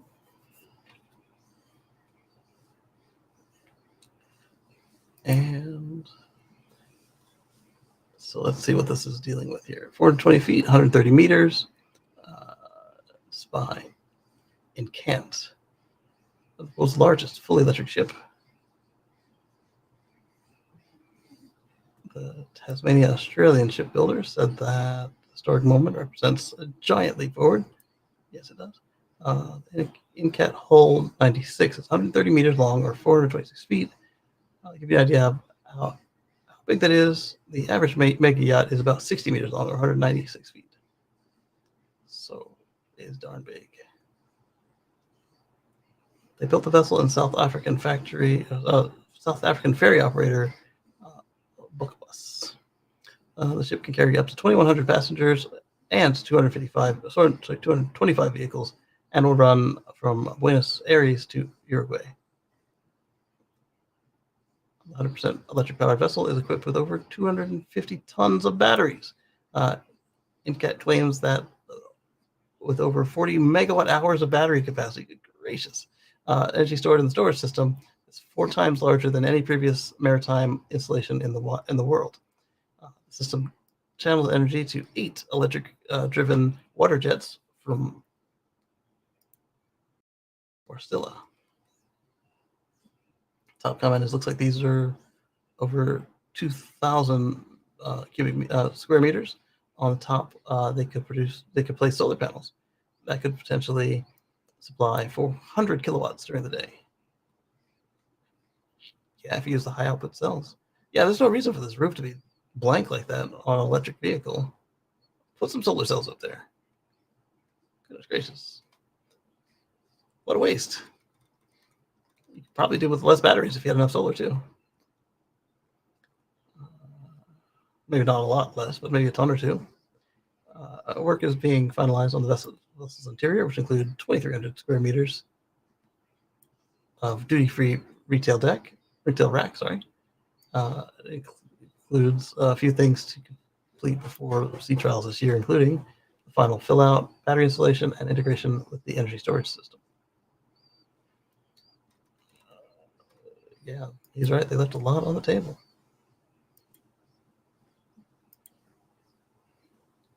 in on this one. We'll deal with it later. Agreed. Came here to ask why aren't solar panels covering the top? Let's go over here. We'll share this tab instead.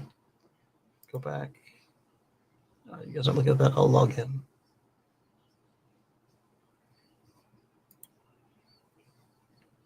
Log in with that one. I mean, no.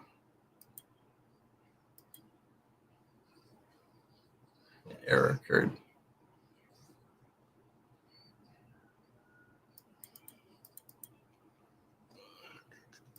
Oh, I know why, because it needs to be a 9-to-5 Mac.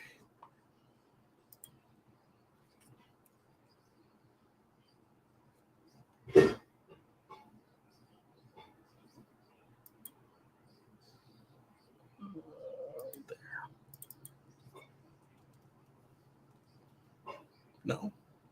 All right, we won't mess with it. I'm going to join you guys over this other tab. There we go. There's Highlander. Send an invite. So the Rivian lease offer includes $14,000 in savings with $0 down on the dual max R1 models this month. And you guys know I don't typically do all these ups and downs with the prices, but if I can save you a couple grand, like 5 or 4 or more, I'll tell you about it. 14 meets that requirement. So take a look at the Nothing But Adventure lease at Rivian, if leasing is right for you.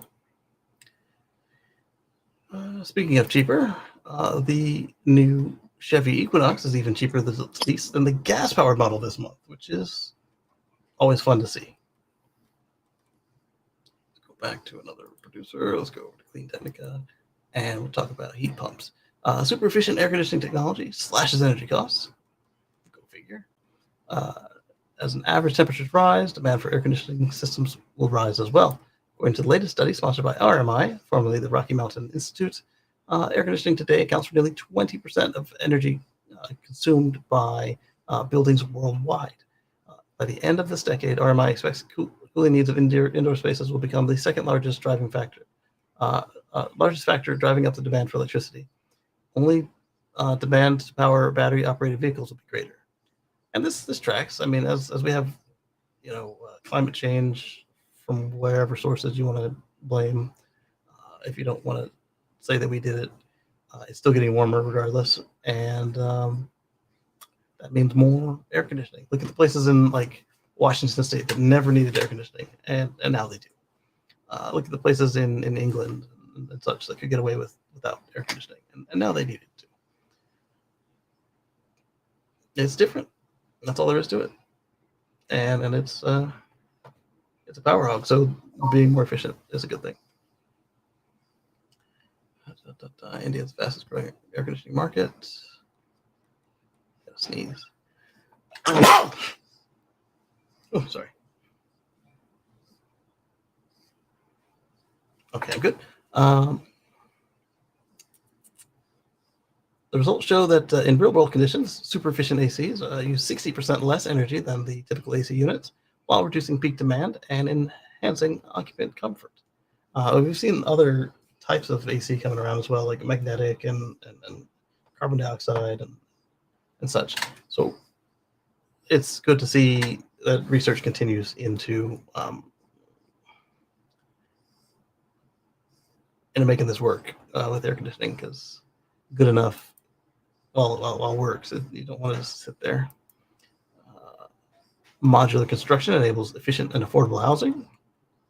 Who would have ever guessed that?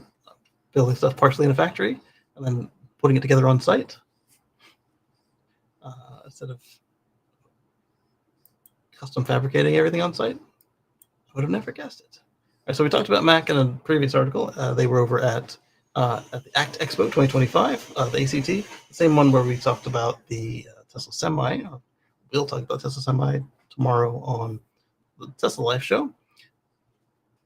And there's the garbage truck again. And here's their new Semi. They say it does 300 plus miles. We'll see. Proprietary Mac something or other. And I will look further into their Semi truck, because now I'm interested. Now that they claim it is new and improved, we'll put that to the test. The UK counsels to the government, the rooftop solar should be required on new homes. I don't see a problem with this as long as they make sure that they're not pricing people out of homes. This will grant them further energy independence. It will help with the costs because now everybody needs them, and there'll be a certain standard to it. You guys know I like solar, so as long as this is done right, I have nothing against it. If it's done wrong, that's where things get interesting. Back to semis. Range Energy announces that they have 2 partners to electrify refrigerated trailers. They build large battery electric trailers, and they help fleets electrify at the drop of a hat. So you'll use either electric semi, hybrid semi, or a combustor semi, but the trailer has electric motors and batteries to help reduce its tug on the tractor.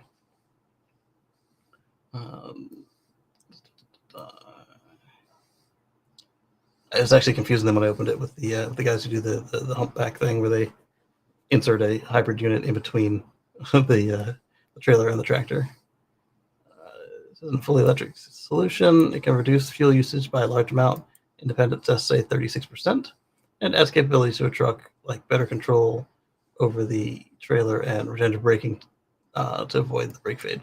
So I wonder if you could combine them with a Tesla Semi to get greater than 500 miles range. Not that you could use it, but it might help cross that gap that they're going to put in the initial megacharger network. And it looks like better control. And here we saw them doing the bear trailer so people could see it. That's Range Electric. Keep your eye on them. Then we've got the 1 millionth electric vehicle rolling off the production line at the Volkswagen plant in Zwickau. I'm not even going to try to say it again. Congratulations, guys. 1 million is substantial. Then we've got, you guys know I like the Gogoro concept of the scooter swap batteries over in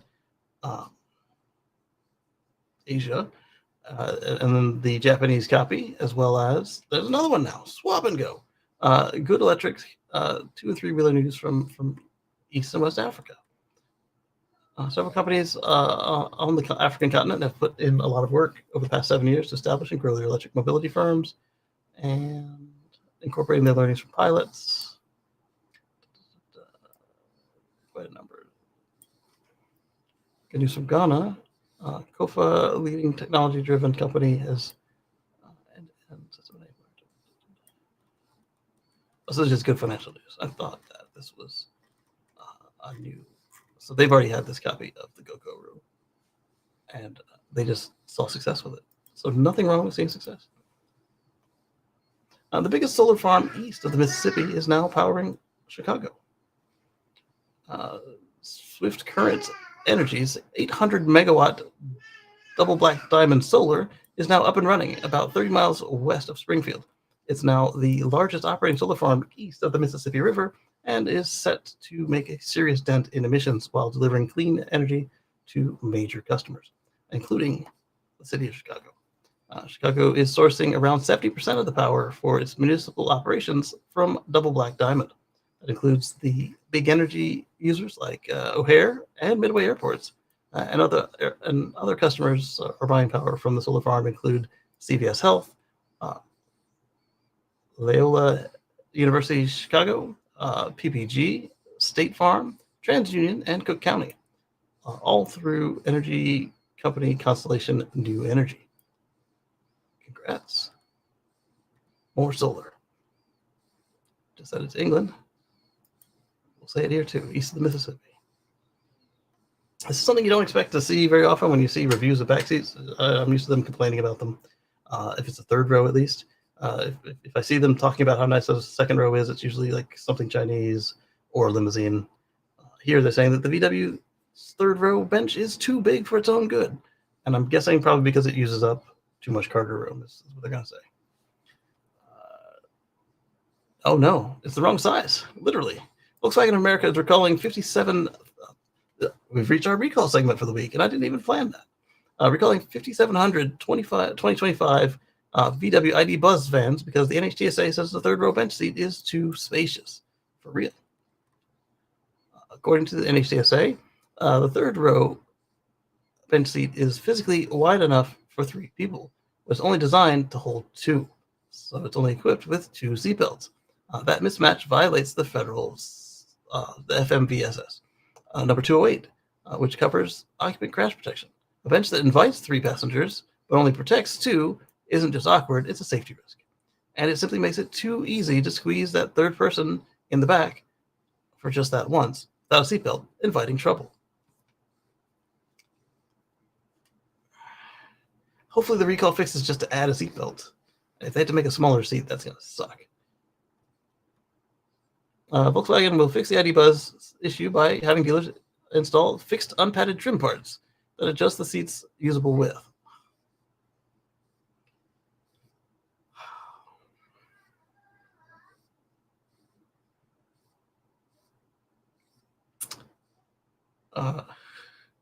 Because the recall repairs are always free, it'll probably be hard plastic on the seat to ensure the third person can't squeeze in. Owner notification letters are expected to go out starting June 30th, 2025. And I guess the reason for this is to recertify it to be a 3-person rear row. You'd have to recrash the car, resubmit all the paperwork, and shrinking the seat would also have that effect of just messing everything up. So they'll just make it uncomfortable and impossible to invite a third person in there.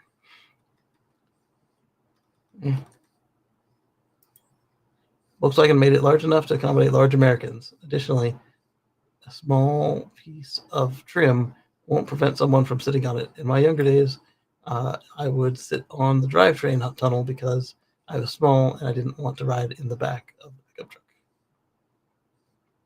As a non-practicing Uber driver, I can tell you that people don't care that there's no physical seat there. They will try and squeeze. Just this once. Get out of my car.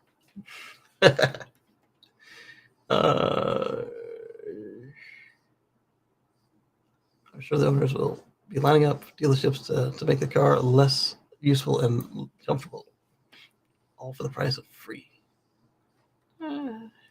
If they plan to sell it or trade it, they might, especially if the recall has an expiration date, but they'll have to pay for those trim pieces themselves. Imagining the electric Miata. I just wanted to bring this one up. People love Miatas. They love electric ones. And the fact that that there may yet again be another chance that there's a real official one is always cool to me. And that's all I have to say about the Miata. Moving on. Here's why there's so few EVs for sale in America right now. Because everybody makes them outside of the country and brings them in. Tariffs. Automakers have promised, but the tariffs, yeah, there it is right there. But tariffs, of course, got in the way. Just as the market seemed to be gaining steam, EV sales took a nosedive in April after a strong start to the year. So what else is going on? So you got tariffs and you got them actively fighting anything that would make it appealing. You've got new taxes. They're talking about a federal tax of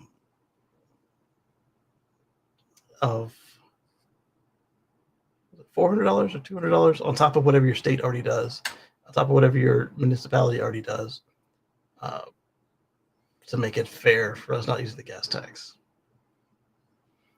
So let me just get a Prius and do 12,000 miles extra a year, and it'll be fair to you and your gas tax. Sorry, no, not 12. 36,000 miles in my Prius. I don't mind a tax, but don't call it fair. And you haven't even freaking tried to do anything but slap a fee on top of it. And then it's just an egregious fee. It's not tied to anything. Ugh.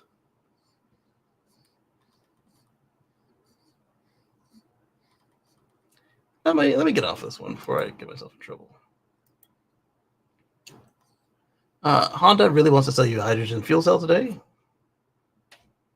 Japan, get with the program. Nobody wants your hydrogen crap. It's not going to happen. It doesn't work. Not for transportation. Not for personal transportation. And we saw not for commercial transportation when we looked at all the trucking companies, busing companies, everybody coming off of their hydrogen investments.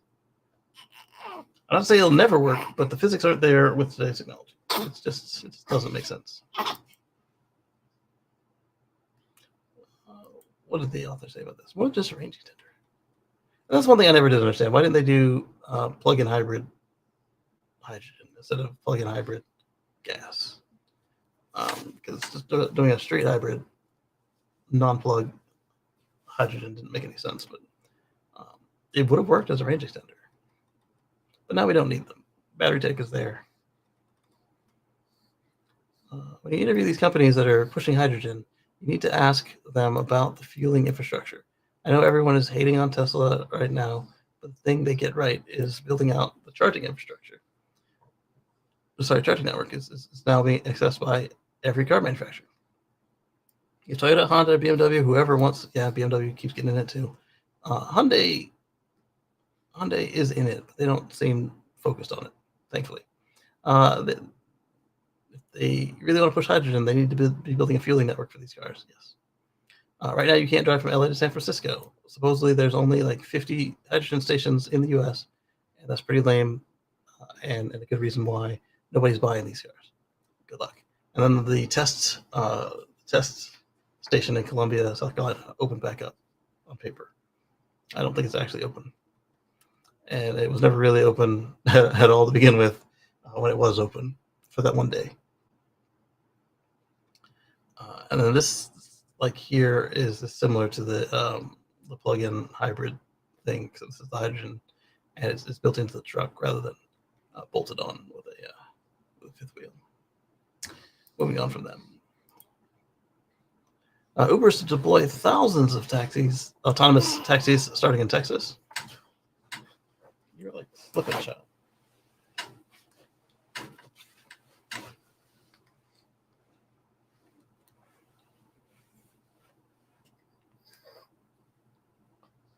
There you go.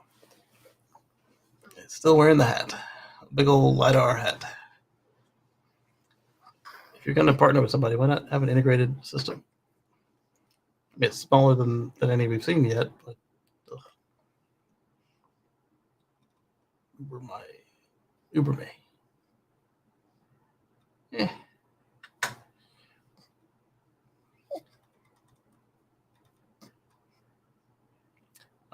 We'll see what becomes of this. Last time Uber had themselves any autonomous situation, they killed a lady and dropped out. So we'll see what happens. General Motors claims keep America working. Buy a cyber cab. That's right. General Motors won't raise EV prices due to tariffs, they say. For now, at least. I'll say that.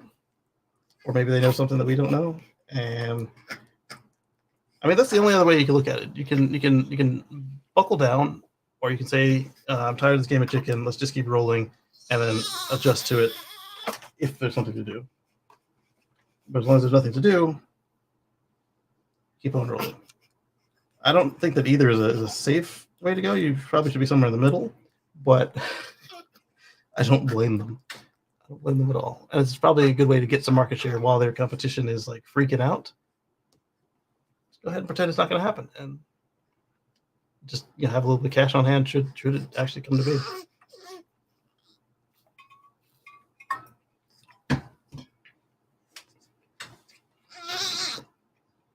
What are we complaining about now? A little bitty farts. A little bitty fart.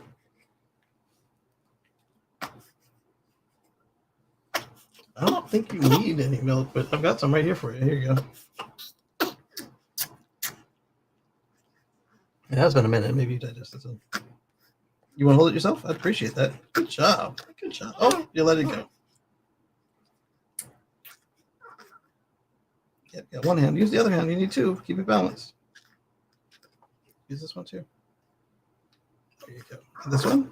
Right there. You got it. Oh, don't fight it. Oh well. I'm a glorified bottle holder. The other thing that helps them is that these are coming from the Orion plant. So with them coming from America, it's easy. Well, not easy. It's easier. You just got to watch your sourcing. So ABB brought their new 1.2 megawatt electric semi-truck charger to the ACT Expo. Update. So in the picture, I see CCS1 and Max, which both can take megawatt, barely.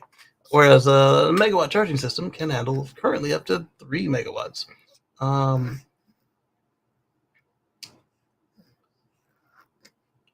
Interesting. On the right-hand side, we do see MCS3. See that triangular dude right there with the 3 large pins? That's MCS3. What we don't know is if the Tesla Semi is going to use MCS3 or MCS2. They have claims that they will be using MCS. And while that is MCS3 in the picture on the right, notice the shape of the triangle. The fat part's up top. So that tells us that that one on the left is not MCS3 because the fat part is on the bottom, which means that that is CCS1. It just is. And the one on the right is super skinny, so it's NAX. Capable of delivering up to 1.2 megawatts of power to electric vehicles, electric commercial trucks. To get electric commercial trucks back on the road in minutes, the new ABB MCS 1200 megawatt charging system, the ATM machine. The ABB MCS 1200 MCS is part of an ecosystem of electric vehicle supply equipment that ABB is bringing to this year's ACT Expo. In updated May 3rd,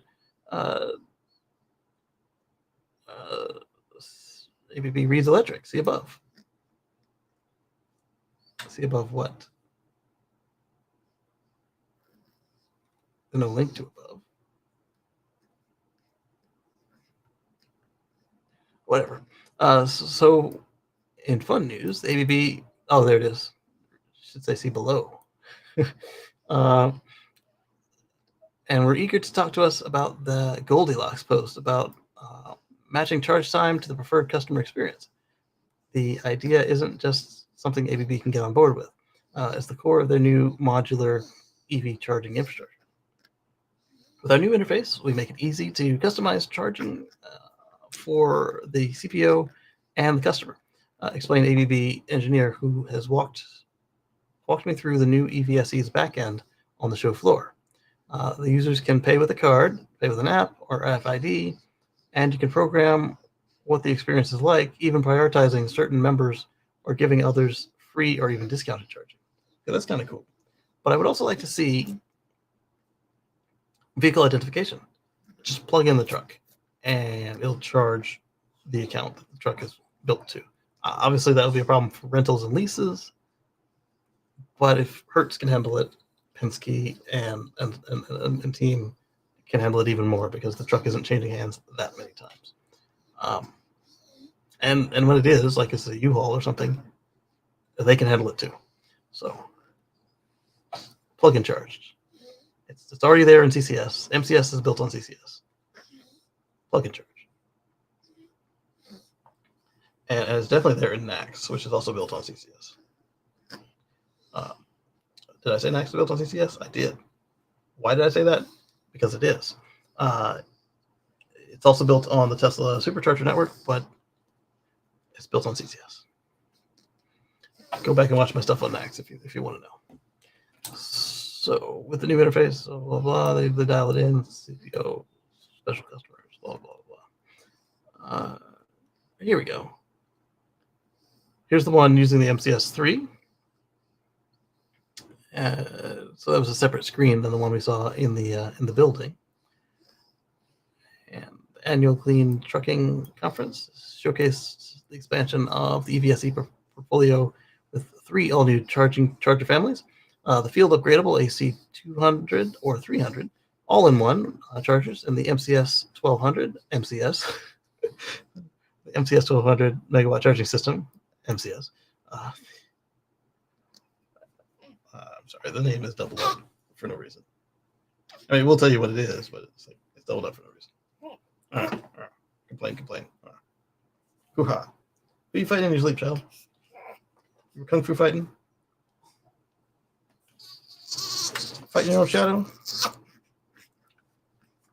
What was that song? It wasn't ICP.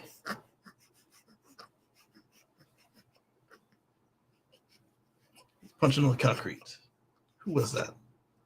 I don't remember who was punching on the concrete, but that's what you were doing. Fighting your own shadow. While you were milk drunk. Okay, so MCS.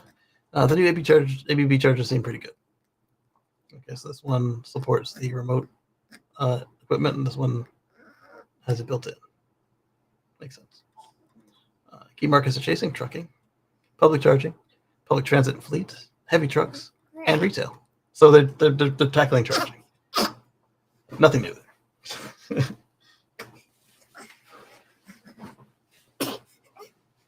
Yes.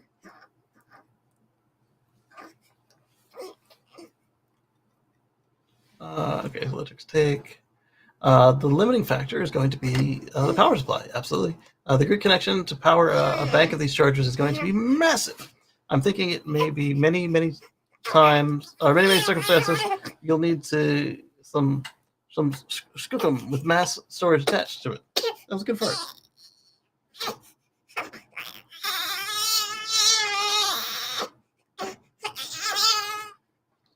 You want a belly rub? Yeah, you want a belly rub? All right, so you're going to need storage attached. Yes, absolutely. The EV truck stop of the future may... the EV truck stop of the future strikes me as having a limited bank of these high-speed chargers and another of slower ones for lower cost for drivers. That is probably where it's going to be at right there, is having the ones for people who are done with their shift and aren't tandem driving or more. And then if you're tandem driving or more, then you can just fast charge and use your time savings to keep on the road with a 30-minute charge. But if you already have to be on the road for 8 hours, then there's no need to pay for a quick charge. You need to pay for an overnight charge. So he's right there. And I do also agree with him and Carsonite that without, look at my headphone cord, without putting batteries on these things, there isn't enough power in the country right now to make it happen. I know. The good thing is you've got megapacks. They've got more megapack factories. You've got the Chinese things, and they're not the only ones, but those are the ones that are leading the pack right now. There are others, and they're doing so well. And with this, they will be doing so much better because everybody's fleets are going electric.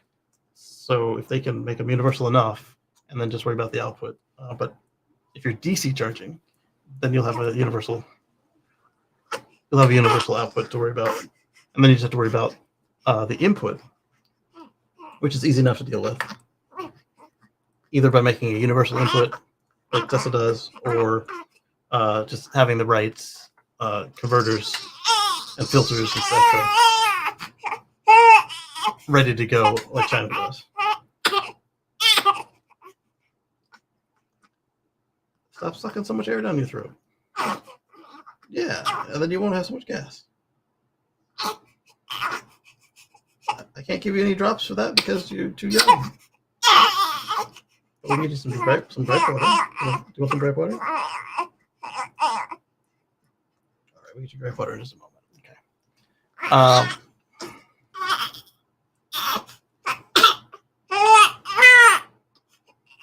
Yeah, it's in your mouth, and you spit it out. Yeah. Oh. Ugh.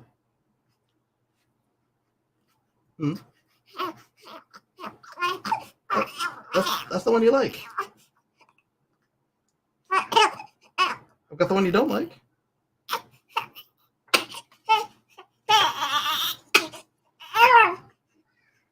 Yeah, that does smell bad.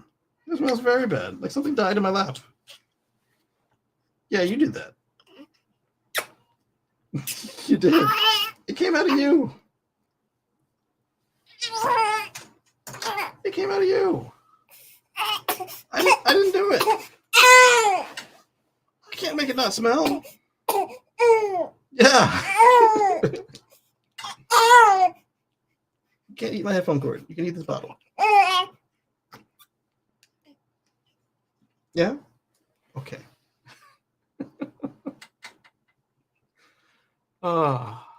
Yeah, so trucking is about to transform.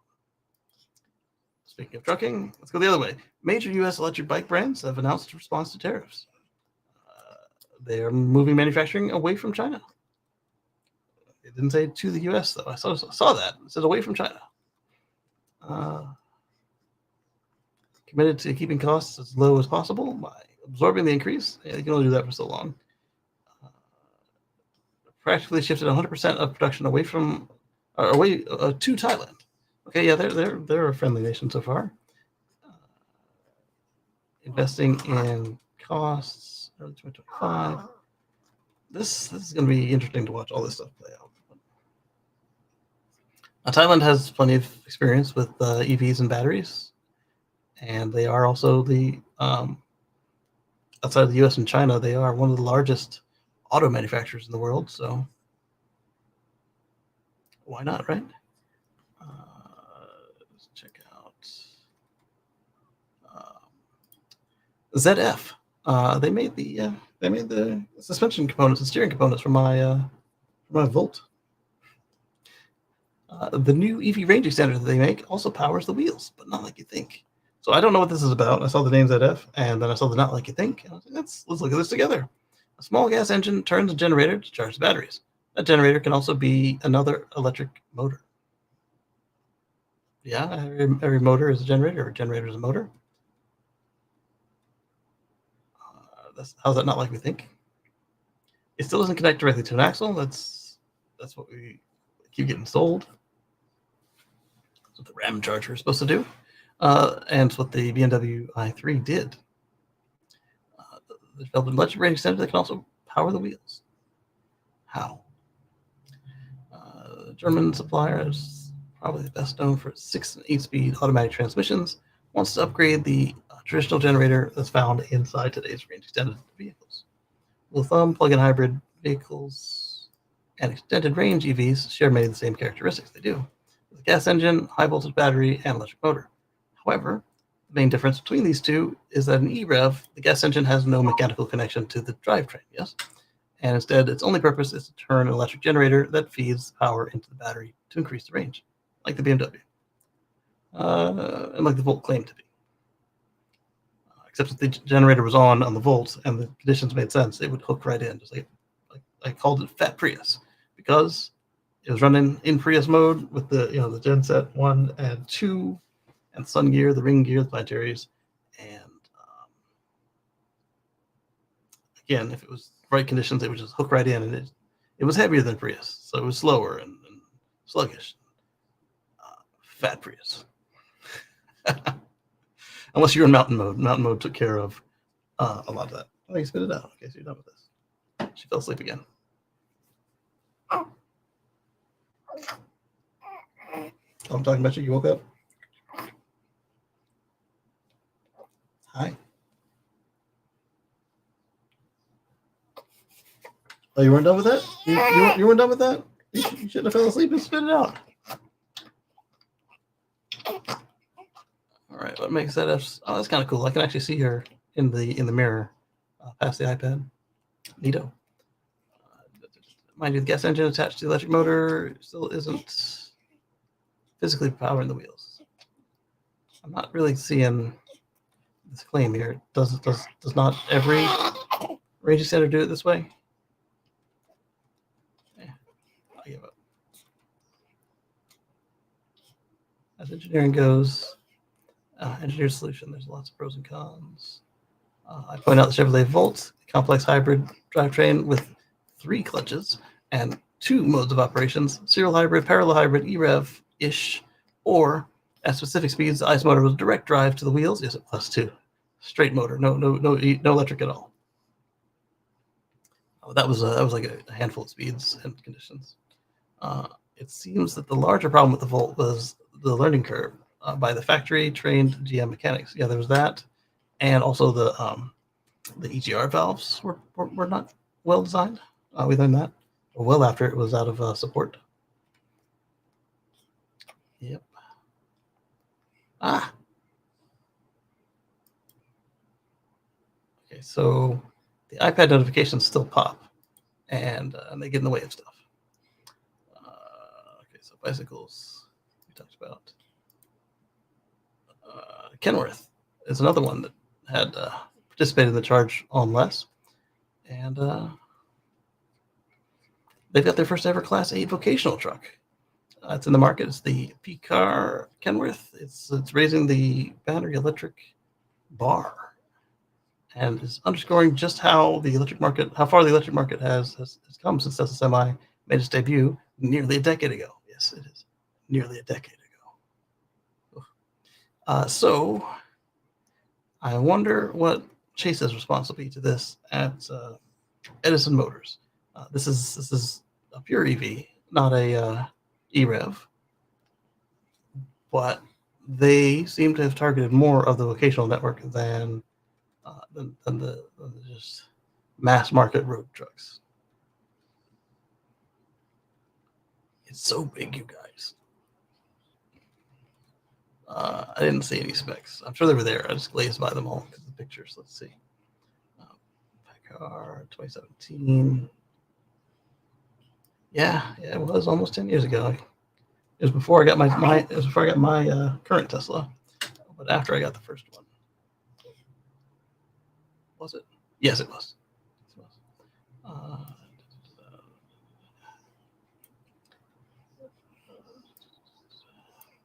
By putting up to 605 horsepower and up to 1850 foot-pounds of torque to work. The central e-drive motor. This is unique because a lot of the trucks are going to e-axles where there is no central motor. They would have a motor at each axle that needs powering. The one thing with this, though, is instead of an electric power takeoff, you could have a physical power takeoff because there's a central motor, and you just disconnect the motor from the wheels with the clutch, and then you can drive a crank or something, and maybe like use it to drill wells or whatever. I don't know. Interesting. I didn't see anything about the battery in all of that, though.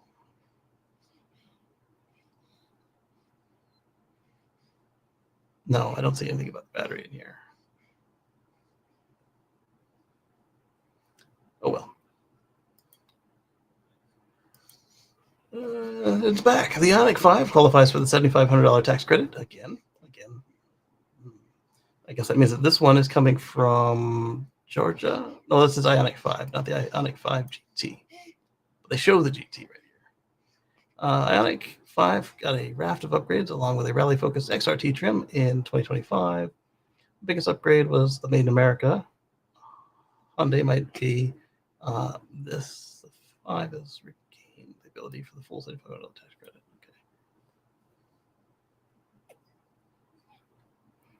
Despite being assembled at the Georgia plant for the last 4 months, the 2025 Ioniq 5 was nowhere to be found on the list. And that, again, probably was similar to Tesla's absence from there with the Cybertruck, where they didn't submit the paperwork or it didn't get approved in time or whatever. So maybe whatever delayed the Cybertruck for a freaking year is what held the Ioniq up for 4 months in the States. They have more people for paperwork, and they are selling a lot more vehicles than Cybertruck was selling, so they have great incentive to make sure that their budget-conscious customers, not all of them are budget-conscious, but they are selling into a budget-conscious segment, to make sure that they are making it as affordable as possible so they can conquer market share from the competition. Fair and square, not stealing. What's up? Yeah. Oh, you throwing up again? Well, I told you were full and you didn't believe me. You're leaking. Yeah, you're dripping on the ground. Oh, that's a good spit. That's a good spit.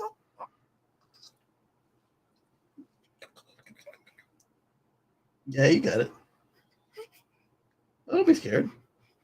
Your sister used to throw up every time you put food in her mouth, even if she wasn't full. Like she was allergic or something. Yeah. You want to burp? Yeah, we can burp.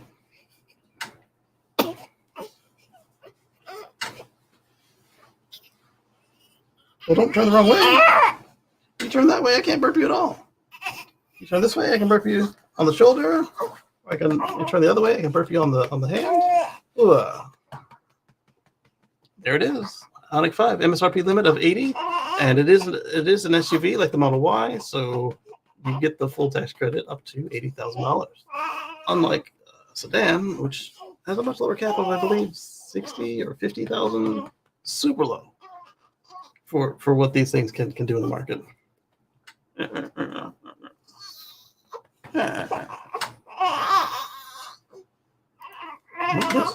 we're at 69% battery. Still pulling 122 watts, but I'm feeling we'll have to switch. But like I said, with all the technical stuff we've been having today, the reason I didn't switch earlier when we got to 80% was there's a chance that the battery backup could take a little while, and then the UPS battery could take a while to switch, and then the power strip device that's powering the network would drop. It happened once in this configuration, and so I'm not looking to inject any more technical difficulties into this than I already did with the unplugged situation, and the computer did, and that X always does with their spaces being unstable. And then like what happened with the camera, and what else? We had a lot of stuff happen today. Yeah, that's better, right? That's better. There you go. Okay, so that is the Ioniq 5, and okay, so we still have audio. Let's go on to another one. Yeah, that's strong lungs you got there, child. Rivian built a secret stash of batteries. Yeah, we talked about this, so that's one let's talk about. Who is this? We'll save that one for last because it's not on topic.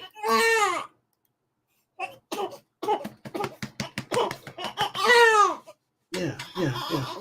Work it out. Rubby belly? Yeah, rubby belly. No, not rubby belly? You want bicycle kicks? Yeah, do bicycle kicks. Yeah. There you go. Yeah, work it out. Yeah, you did it. Does it big for it. Yeah, another. Wow, look at you. You're full of gas. It's coming out, though. Ooh. Feels better. It feels better, yeah? Yeah. More bicycle kicks?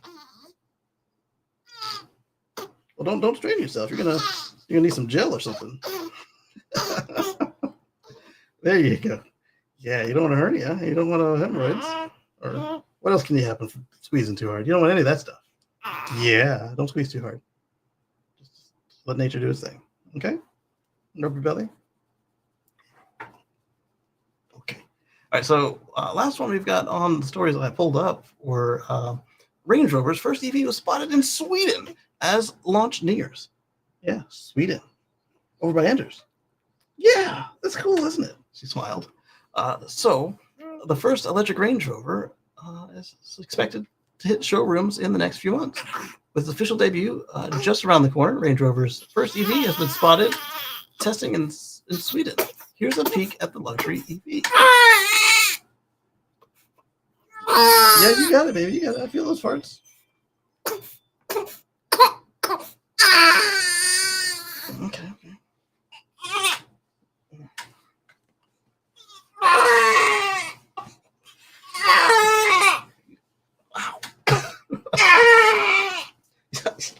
Yeah, that smells like it hurts. It does smell like it hurts. I get you. Wow. That's strong. Okay.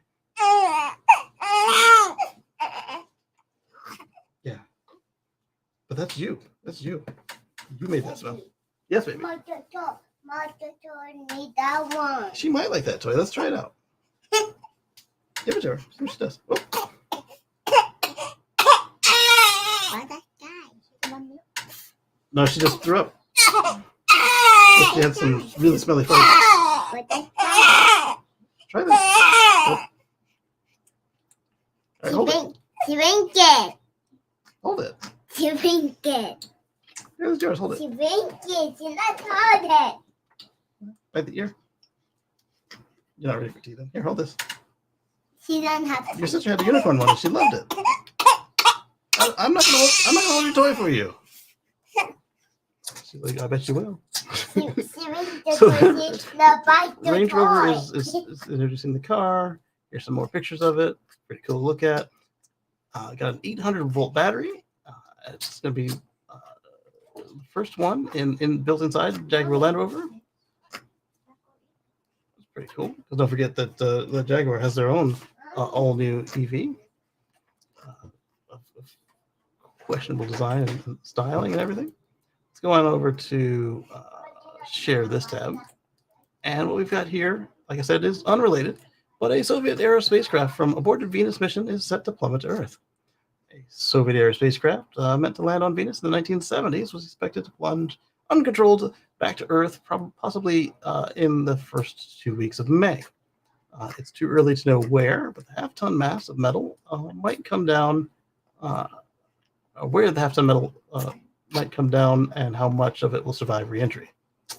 Yeah, because it wasn't meant to be here. It was meant to be in Venus, so it probably will survive re-entry because, at least partly, our planet is a lot less hostile than Venus is. And the Soviets tried several times and succeeded in landing on Venus, sending us back photos and sound. They had several failures as well, but they succeeded at that. They failed as a country. They're gone. It's too early to know. Well, Vlad has other things to say. But yeah, they are gone. The scientist Marco Langbroek predicts that the failed spacecraft will re-enter around 10 May. He estimates that it'll come crashing down at around 242 kilometers per hour, assuming it remains intact. We are, while not without risk, we should not be worried. The planet is mostly water, covered in mostly water, I should say. It's mostly rock, but it's covered mostly in water. And the object is relatively small, and even if it doesn't break apart, the risk is similar to that of a random meteorite fall, several of which happen each year. You run a bigger risk of getting hit by lightning in your lifetime. What would be cool is if the batteries were still working and it could like parachute down and do its thing, but on Earth instead of Venus. But we're talking what, 40, 50 years, 60, 1972, so pushing 50 years. Yeah.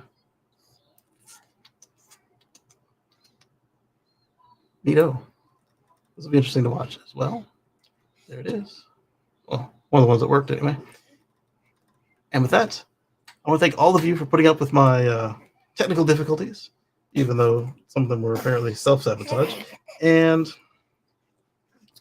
I want to thank all of our channel members, like Anders, for your continued monetary compensation to help out with the channel. I want to thank everybody who watched today and commented, and Highlander over there for moderating. And I will catch all of you on the flip side. Thank you very much.